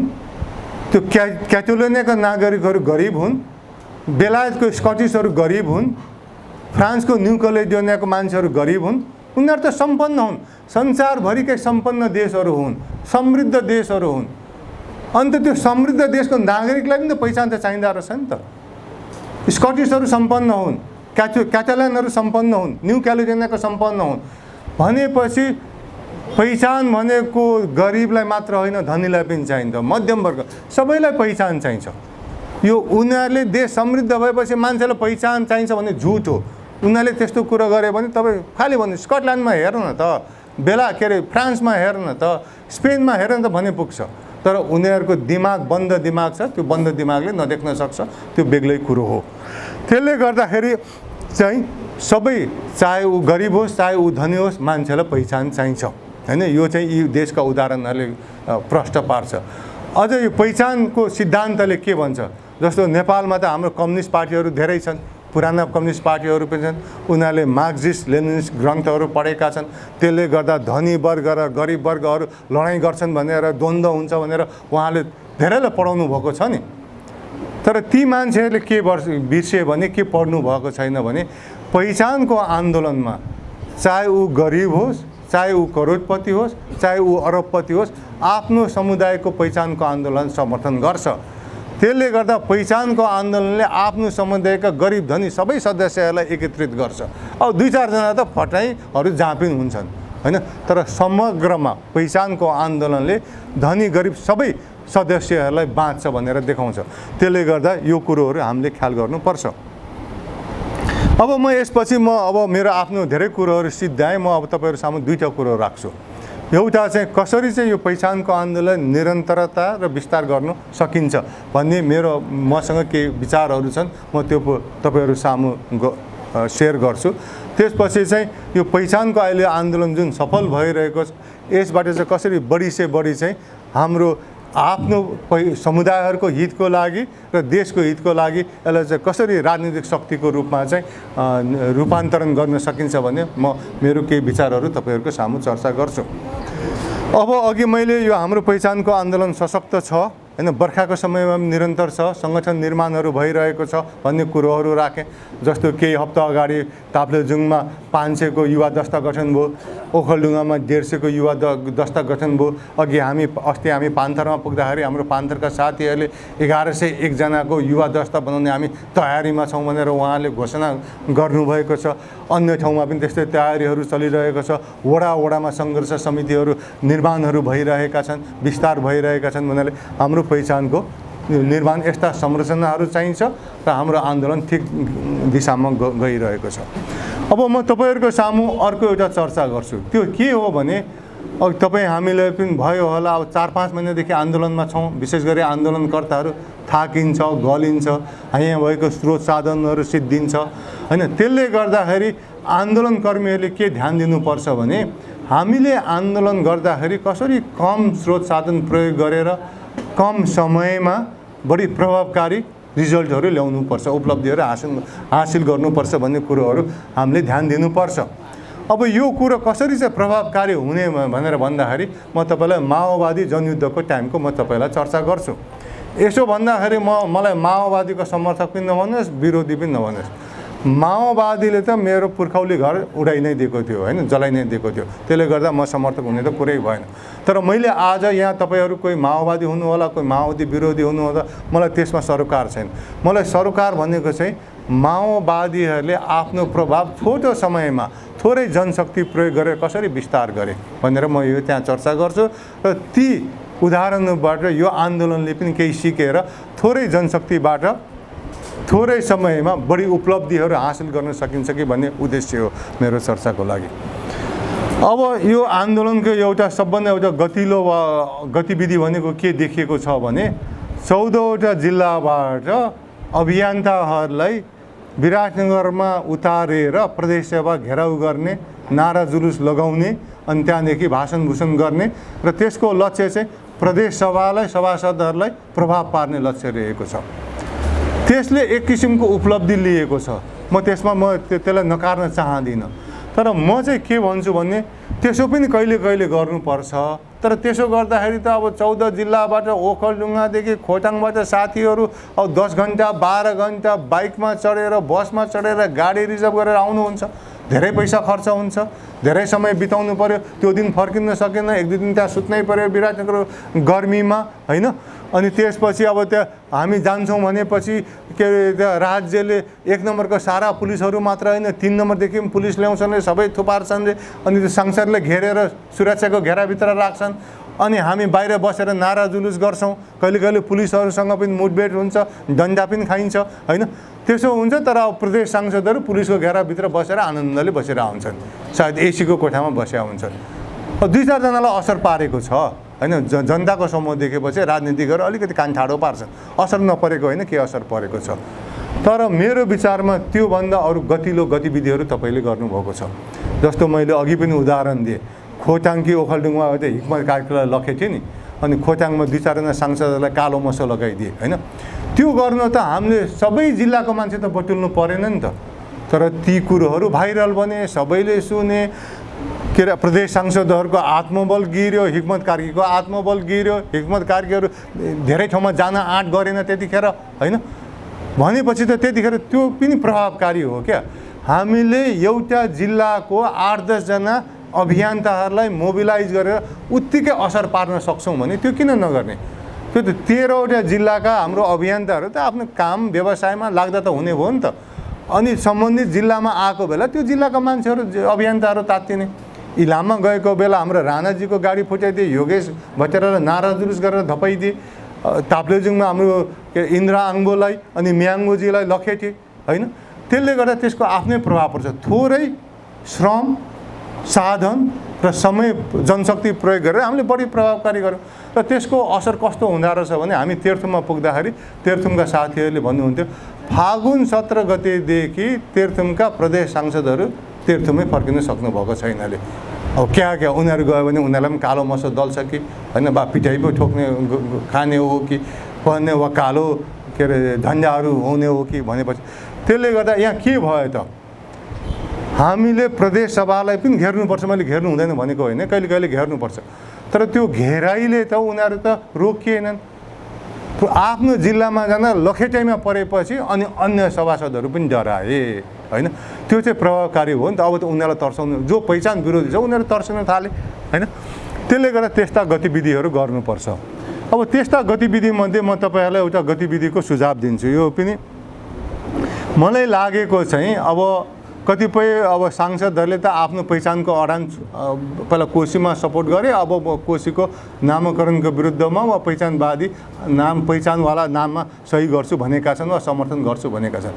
अब जो जति पहिचानको विरोधी सांसदहरू छन्, चाहे ती राप्रपाका हुन्, चाहे ती एमालेका हुन्, चाहे ती काङ्ग्रेसका हुन् वा जुनसुकै पार्टीका हुन् हैन, त्यस्ता सांसदहरूको घरमा चाहिँ यो झापामा चाहिँ कति लागू हुन्छ मधेसको जिल्ला तराईका जिल्लाहरूमा, तर कम्तीमा पनि पहाडको जिल्लाहरूमा राति 2-4 दिन ढुङ्गा हानिदिने हैन। अनि राति ढुङ्गा हानेपछि त कसले ढुङ्गा हान्यो भने त थाहा हुँदैन हैन। अनि यो चाहिँ अब तपाईँ म माओवादीकै कुरा गर्छु। पहिला माओवादीको जनयुद्धमा 2 जनाले गाउँको नियन्त्रण गर्थे अरे क्या। अब को त्यो 2 जना चिठी आउँछ, यति ट्याक्स तिर, यति पैसा दिए भनेर, बा त्यो 2 जनाको पछाडि अर्को 200 जना छन् कि 20 जना छन् थाहा छैन भनेपछि भनेको मान्नै पर्यो हैन। थाहा नभएपछि त्यो हुँदो रहेछ नि त। त्यस्तै यो राति ढुङ्गा हान्नेले पनि त्यस्तो काम गर्छ क्या। अब 2-4 दिन ढुङ्गा हान्यो। अब तपाईँ 14 जिल्लाको मान्छेहरू विराटनगर हुँदा उसले 13 पुच्छर लाएन, तपाईँले 2-4 दिन ढुङ्गा हान्नुभयो भने त्यो परिवारहरू तर्सिन्छन्। परिवारहरू तर्सेर त अनि श्रीमान वा श्रीमती जो सांसद छन् उनीहरूलाई त फोन गरेर भन्ला नि त हैन, तिमीहरूले के गरेको, यहाँ हामीलाई बस्नु दिन छोडे, हामी सुत्न छाडिसक्यो, भोलि आएर घरै पो जलाइदिने हो कि भने मनको बाघले त खान्छ नि त। अनि उहाँहरूले आफ्नो श्रीमान श्रीमती दाजुभाइ कसलाई हो प्रदेश सांसदहरूलाई भन्छन्। आफ्नो परिवारको त्यस्तो के नहोला भन्ने डरले प्रदेश सांसदहरूलाई पनि बढी प्रभाव पार्छ। अनि उहाँले आफ्नो नेताहरूलाई भन्नु होला होइन यो परिवर्तन गर्ने हो कि साह्रै मागे जनताले कोशी नामकरणको अन्त्य हुनुपर्छ भने अब कोशी नै हटाइदिने हो कि भनेर पनि भन्ला नि त। तर ती प्रदेशको ठुला नेताहरूले चाहिँ फेरि होइन अब आफ्नो नेता, अब सर्वश्रेष्ठ नेता अब ओली बाले त मान्नुहुन्न भने उहाँलाई पनि डर छ। उहाँले त्यो कुरा एकैपल्ट नेताको सामु नलग्ला। अनि अर्को 2-4 दिन फेरि ढुङ्गा हानिदिनुहोस् क्या, कसले हान्यो। त्यो ढुङ्गा हान्दामा एक दिन 2 जना जाने, अर्को दिन अर्को 2 जना जाने, अर्को दिन अर्को मान्छे जाने हैन, कसले हान्यो। अनि सबैले त्यो बाँडफाँड गर्दाखेरि तपाईँ थुप्रै मध्ये एकपल्टमा तपाईँ 2 जनाले हाने त पुग्यो नि, प्रत्येक दिन तपाईँ त राति त खटिनु परेन नि। त्यसरी भइसकेपछि अनि तपाईँले त्यो निरन्तरता दिनुभयो भने अनि के हुन्छ भने त्यसपछि चाहिँ तपाईँले त्यो 1 हप्ता 10 दिन 2 हप्ता त्यो ढुङ्गा खाएपछि त्यो सांसदहरूमा निकै ठुलो असर पर्छ। कि त उनीहरूले परिवारै उठाएर मधेसमा झार्नु पऱ्यो, तराईमा ल्याउनु पऱ्यो, त्यो पनि उनीहरूको लागि खर्च हो नि त, आँट गर्नु पऱ्यो नि त, खर्च त गर्नु पऱ्यो नि त। अनि उनीहरूले चाहिँ अति भएपछि चाहिँ उनीहरूले चाहिँ केपी ओलीकोमा पुगेर चाहिँ के भन्न सक्छन् भने होइन केपी बा हामी त गाउँै जानु सक्नु छोड्यौँ, हामीले छिर्नै दिँदैनन्, हाम्रा परिवारहरूलाई पनि त्यहाँ काम गर्नै दिएनन्, त्यसले गर्दाखेरि अब हामी त चुनाव हार्छौँ कि क्या हो, जिल्लामा नगएपछि चुनाव हार्न सकिन्छ नि त। अनि बल्ल केपी बाको ध्यान जान्छ क्या किन उहाँलाई त चुनाव जित्नु छ नि त, उहाँलाई त आफू पनि प्रधानमन्त्री बन्ने सपना होला, प्रान्तहरूमा आफ्नो के अरे चिफ मिनिस्टर बनाउने सपना होला। उहाँले अरू कुरा भाषा बुझ्नुहुन्न क्या।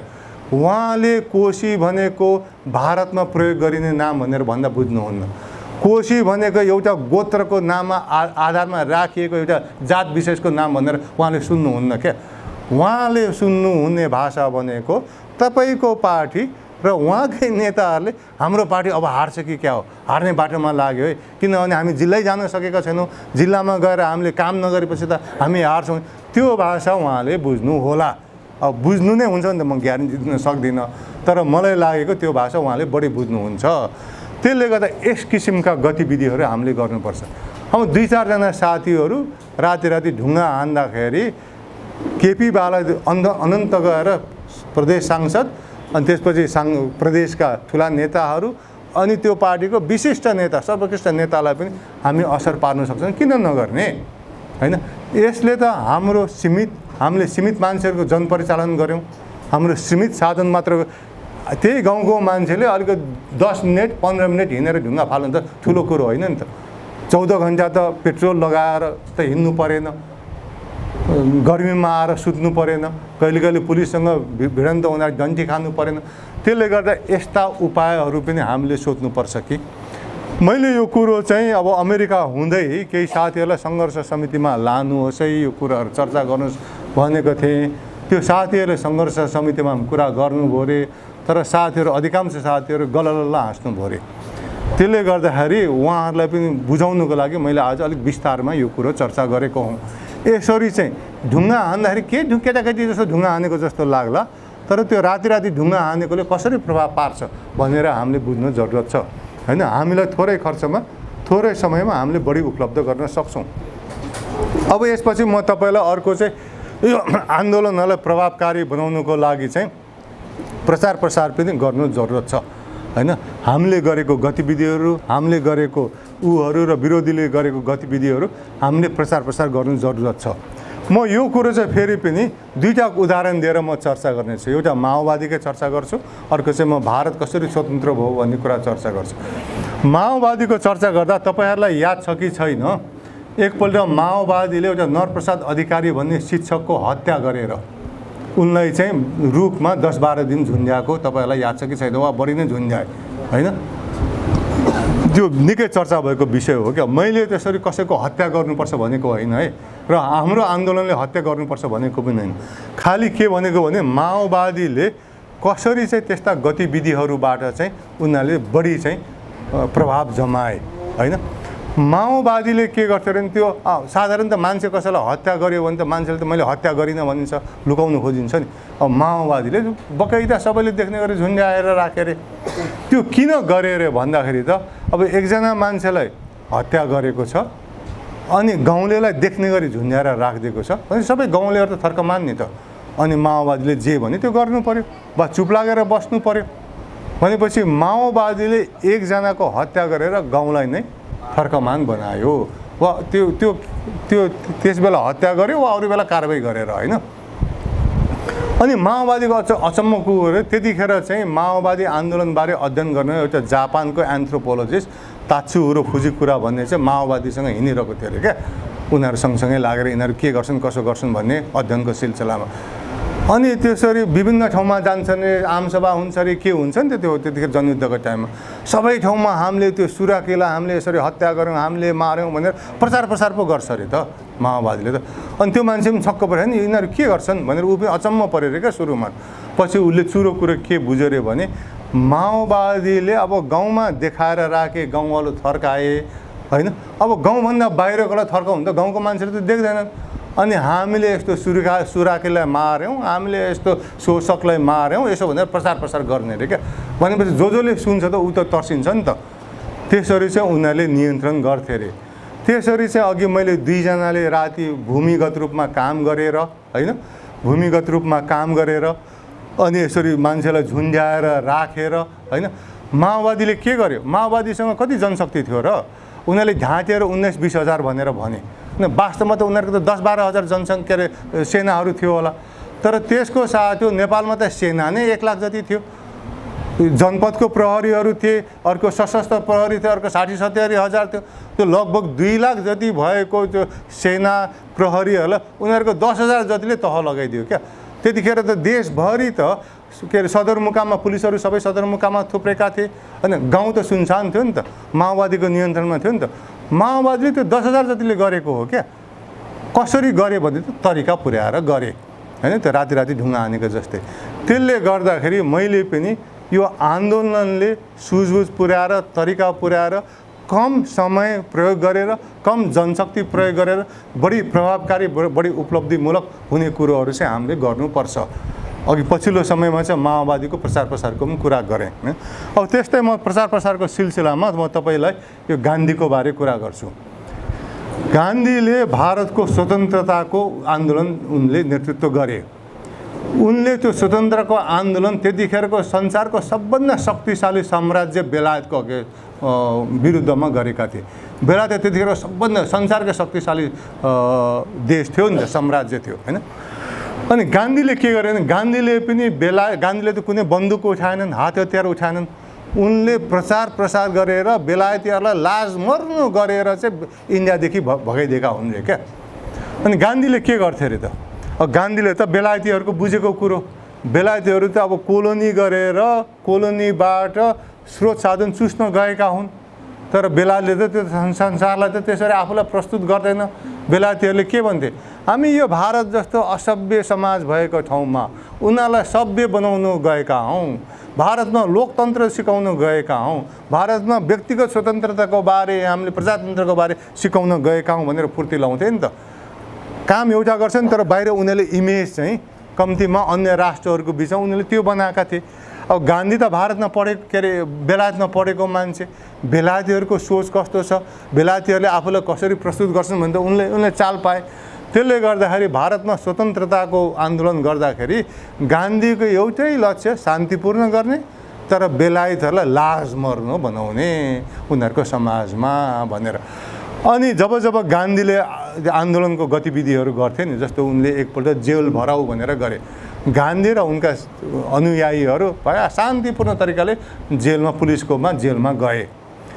गान्धीले त्यस्तो गतिविधिहरू गर्दा के गर्थे अरे भने सुरुमै संसारका विभिन्न पत्र पत्रिका मिडियाले चाहिँ यो दिनमा हाम्रो यस किसिमको आन्दोलन हुँदैछ, तपाईँहरू आइदिनु होला भनेर उसले बोलाउँथे अरे। अनि त्यो मिडियाहरू आउँथे अरे होइन। अनि गान्धीहरू त्यो तोकेको दिन चाहिँ सबै शान्तिपूर्ण तरिकाले जेल भर्थे अरे। अनि भोलिपल्ट मिडियामा आउँथ्यो अरे यो बेलायत भनेको कस्तो देश हो, शान्तिपूर्ण तरिकाले मान्छेहरू आन्दोलन गरेको बेला त्यस्ता हजारौँ मान्छेलाई थुन्ने, यो कस्तो असभ्य देश हो, यो कस्तो क्रूर देश हो भनेर मिडियामा आउँथ्यो अरे।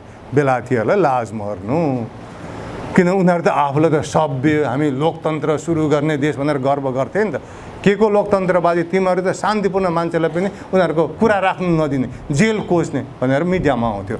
त्यस्तै गान्धीले अन्य आन्दोलन गर्दा उनले त्यतिखेर बेलायतले भारतीयहरूलाई नुन बनाउनु पनि छेकेको थियो, बनाउनु पाउने थियो। अनि उनले लामो समयसम्म नुन बनाउनुको लागि एउटा लामो प्रोसेसन लिएर समुद्रमा गए। त्यसको पनि मिडियाले कभर गरेको छ क्या। गान्धी यति महिनादेखि यहाँ यति हजार जनसङ्ख्यासँग नुन बनाउनुको लागि हिँडिरहेछन्, बेलायतीहरूले नुन बनाउनु पनि आफ्नो भारतीयलाई दिँदैन भनेर छापिदिन्छन्। बेलायतलाई लाज मर्नु क्या। किन बेलायत त आफूलाई सभ्य लोकतान्त्रिक आदि देश सम्झिन्थ्यो नि त त्यो प्रचार प्रसार। त्यसरी चाहिँ अनि बेलायतीहरू काबु खाए अरे। यो गान्धीसँग यति धूर्त, यति चतुर रहेछ, योसँग हामी यसरी लडिरह्यौँ भने यसले हाम्रो बेइज्जत गरेर छ, बरु भारत छोडिदेऊ। किन आफूले त जसले पनि आत्मसम्मान सम्झिन्छ नि त, नराम्रो देखिन त चाहन्न नि त। त्यसरी गान्धीले प्रचार प्रसार गरेर हायल कायल गरेर भारतलाई इन्डियाबाट छोड्न बाध्य बनाएका अरे। मैले यो कारण चाहिँ के भनेको भने हामीले उचित तरिकाले मिडियाबाजी गऱ्यौँ भने, प्रचार प्रसार गऱ्यौँ भने त्यसको आफ्नै प्रभाव हुन्छ है। हामीले पनि यो एकल जातीय शासकहरूलाई लाज मार्नु बनाउन सक्छौँ, उनीहरूको बेइज्जत गर्न सक्छौँ। त्यसले गर्दा त्यतातिर पनि सोच्नु पर्यो र मैले यो सङ्घर्ष समितिलाई के पनि सुझाव दिएको थिएँ भने र दिइरहेको छु भने तपाईहरू केन्द्रमा एउटा कोर टिम बनाउनुहोस्, पत्रकारहरू राख्नुहोस्, अरू विज्ञहरू राख्नुहोस्, अनि नाराहरू पनि आकर्षण हुनुपर्छ क्या, ढङ्गहरू प्रस्तुति। त्यसले चाहिँ त्यो प्रत्येक दिन जस्तो त्यो आज के प्रचार गर्ने, भोलि के प्रचार गर्ने, पर्सि के प्रचार गर्ने, होइन, त्यो कुरोहरू टुङ्गो लगाओस् आकर्षक रूपले क्या, मनको मान्छेहरूको मन नछुने। अनि संसारभरि चाहिँ एउटा टिम बनाउनुहोस् जसको काम चाहिँ फेसबुकमा राख्ने, ट्विटरमा राख्ने, केमा त्यो सामाजिक सञ्जालहरूमा छर्ने क्या। हाम्रो मान्छेहरू त संसारभरि छन्, उहाँहरू त्यहाँ 8-10 घन्टा काम गर्नुहुन्छ, अरू बेला त उहाँहरूको खास कतिपयको साथीहरू त परिवार पनि छैन, एक्लै बस्नुहुन्छ, सोसल मिडिया चलाएर बस्नुहुन्छ, त्यस्तो मान्छेहरू खुसीका साथ त्यो कुरामा इन्भल्भ हुनुहुन्छ, होइन। त्यसरी हामी प्रभावकारी रूपले यो एकल जातीय राज्यको हामी बेइज्जत गर्न सक्छौँ। जस्तो उदाहरणको लागि हामी के अरे विराटनगरमा त्यो प्रदेशसभा घेर्न जाँदा हामी त हतियार लिएर गएको त थिएनौँ नि त, हामी त शान्तिपूर्ण नारा जुलुस हाम्रो कुराहरू सुनाउनुको गएको थियौँ नि। त्यो यिनीहरूले पुलिसहरू घेरेर हामीलाई सुनाउनु दिएनन्। अनि यो कस्तो लोकतान्त्रिक यो के अरे 1 नम्बरको सदस्य हामी कुरा उठाउन सक्छौँ नि, यो लोकतान्त्रिक भएन, यसले ह्युमन राइट्सहरू भाइलेट गर्यो। मैले अनि त्यतिखेरको त्यो 14 गतेको उसमा भने यो शान्तिपूर्ण जुलुससँग तर्सिने यो कातर कार्की हो भनेर भनेको थिएँ नि, त्यस्ता कुरोहरू हामीले गर्नुपर्छ। त्यसले गर्दा मैले पनि तपाईहरू पनि सोच्नुहोस् र सङ्घर्ष समितिलाई मैले यो उदाहरण दिएको छु। यस प्रकारको प्रचारबाजीले पनि एउटा विपक्षलाई बेइज्जत गर्न सकिन्छ, एउटा विपक्षलाई हतोत्साहित गर्न सकिन्छ, अर्कोतिर हामीले हाम्रा साथीहरूलाई उत्साहित गर्न सक्छौँ, थप मान्छेहरूलाई आकर्षण गर्न सक्छौँ। त्यसले गर्दा आजको युगमा प्रचारको महत्त्वपूर्ण हो। र हामीलाई चाहिँ अहिले के फाइदा छ भने सोसल मिडिया त हाम्रो आफ्नो फोनमा छ, हामीले कान्तिपुरलाई छाप्दैन हो भन्नु परेन, नागरिकलाई छाप्दैन हो भन्नु परेन। आखिरमा यी काठमाडौँको तथाकथित ठुला मिडियाहरूले त 14 गतेसम्म त हाम्रो आन्दोलनलाई कभर गरेको थिएन नि त, हामीले त आफ्नै सोसल मिडियाहरूबाट प्रचार गरेका थियौँ। र आजकलको आन्दोलनहरू जस्तो इरानमा भएको आन्दोलन ट्विटरको आन्दोलन भन्छ क्या, त्यो अधिकार अभियन्ताहरूले ट्विटरबाट ल 2 बजे यहाँ भेट्ने भनेर लेखिदिन्थ्यो क्या, सबै मान्छेहरू त्यहाँ भेला हुन्थ्यो अरे, फोन गर्नु परेन, चिठी लेख्नु परेन, होइन, फेसबुकमा लेख्नु परेन, ट्विटरबाट त्यो त्यसरी हुन्थ्यो क्या। अनि पर्सिपल्ट 9 बजे यहाँ भेला हुने भन्दाखेरि सबै 9 बजे त्यहाँ ओरिन्थ्यो अरे। भनेपछि सोसल मिडियाको प्रचारबाजी कति इम्पोर्टेन्ट छ, महत्त्व छ। र आज हामीले चलाउन सक्यौँ भने हाम्रो हातमा छ क्या त्यो हतियार। त्यसले गर्दा त्यो हाम्रो पहुँच भएकोले त्यो कुरोमा ध्यान दिनुपर्छ। अब म अन्तिममा तपाईँहरूको सामु हामीमा यत्रो जनउभार उठेको छ, बर्खाको याममा पनि हाम्रो आन्दोलन जारी छ, यस्तो गर्मीमा पनि हामी कार्यक्रमहरू लिएर आएका छौँ, तपाईँहरू बसिरहनु भएको छ। अब यो उभारलाई, यो जनशक्तिको उभारलाई हामीले कसरी चाहिँ बढी चाहिँ हाम्रो मागहरू पुरा गर्नको लागि, उपलब्धि गर्नको लागि चाहिँ हामीले प्रयोग गर्ने भनेर भन्दाखेरि चाहिँ धेरै ठाउँमा कुराहरू, प्रश्नहरू पनि आएको थियो है। कसरी चाहिँ यो हाम्रो आन्दोलनलाई चाहिँ एउटा राजनीतिक शक्तिको रूपमा रूपान्तरण गर्ने भनेर। राजनीतिक शक्तिमा रूपान्तरण गर्न जरुरत पनि छ, किनभने हामीले राजनीतिक शक्तिको रूपमा रूपान्तरण गरेनौँ भने आन्दोलनले एउटा मागहरू माग्छ, आन्दोलन चर्केको बेला राज्यले त्यो कुरा माग पनि दिन्छु पनि भन्ला, पहिला पनि त्यस्तै गरेको थियो। अनि आन्दोलन फेरि सेलाउँछ, कि माग पुरा भएपछि गतिविधिहरू अन्त्य हुन्छ, अनि अलिक सेलाएपछि उसले फेरि फटाइ र षड्यन्त्र गर्न थाल्छ, होइन। पहिलो संविधान सभामा लिम्बुवान किराँत प्रदेशहरू दिन्छु भनेर राज्यले सम्झौता गरेको थियो नि त, सम्झौता मात्र गरेन, उसले त्यतिखेरको अन्तरिम संविधान संशोधन गरेर अन्तरिम संविधानमा लेखेको थियो नि त।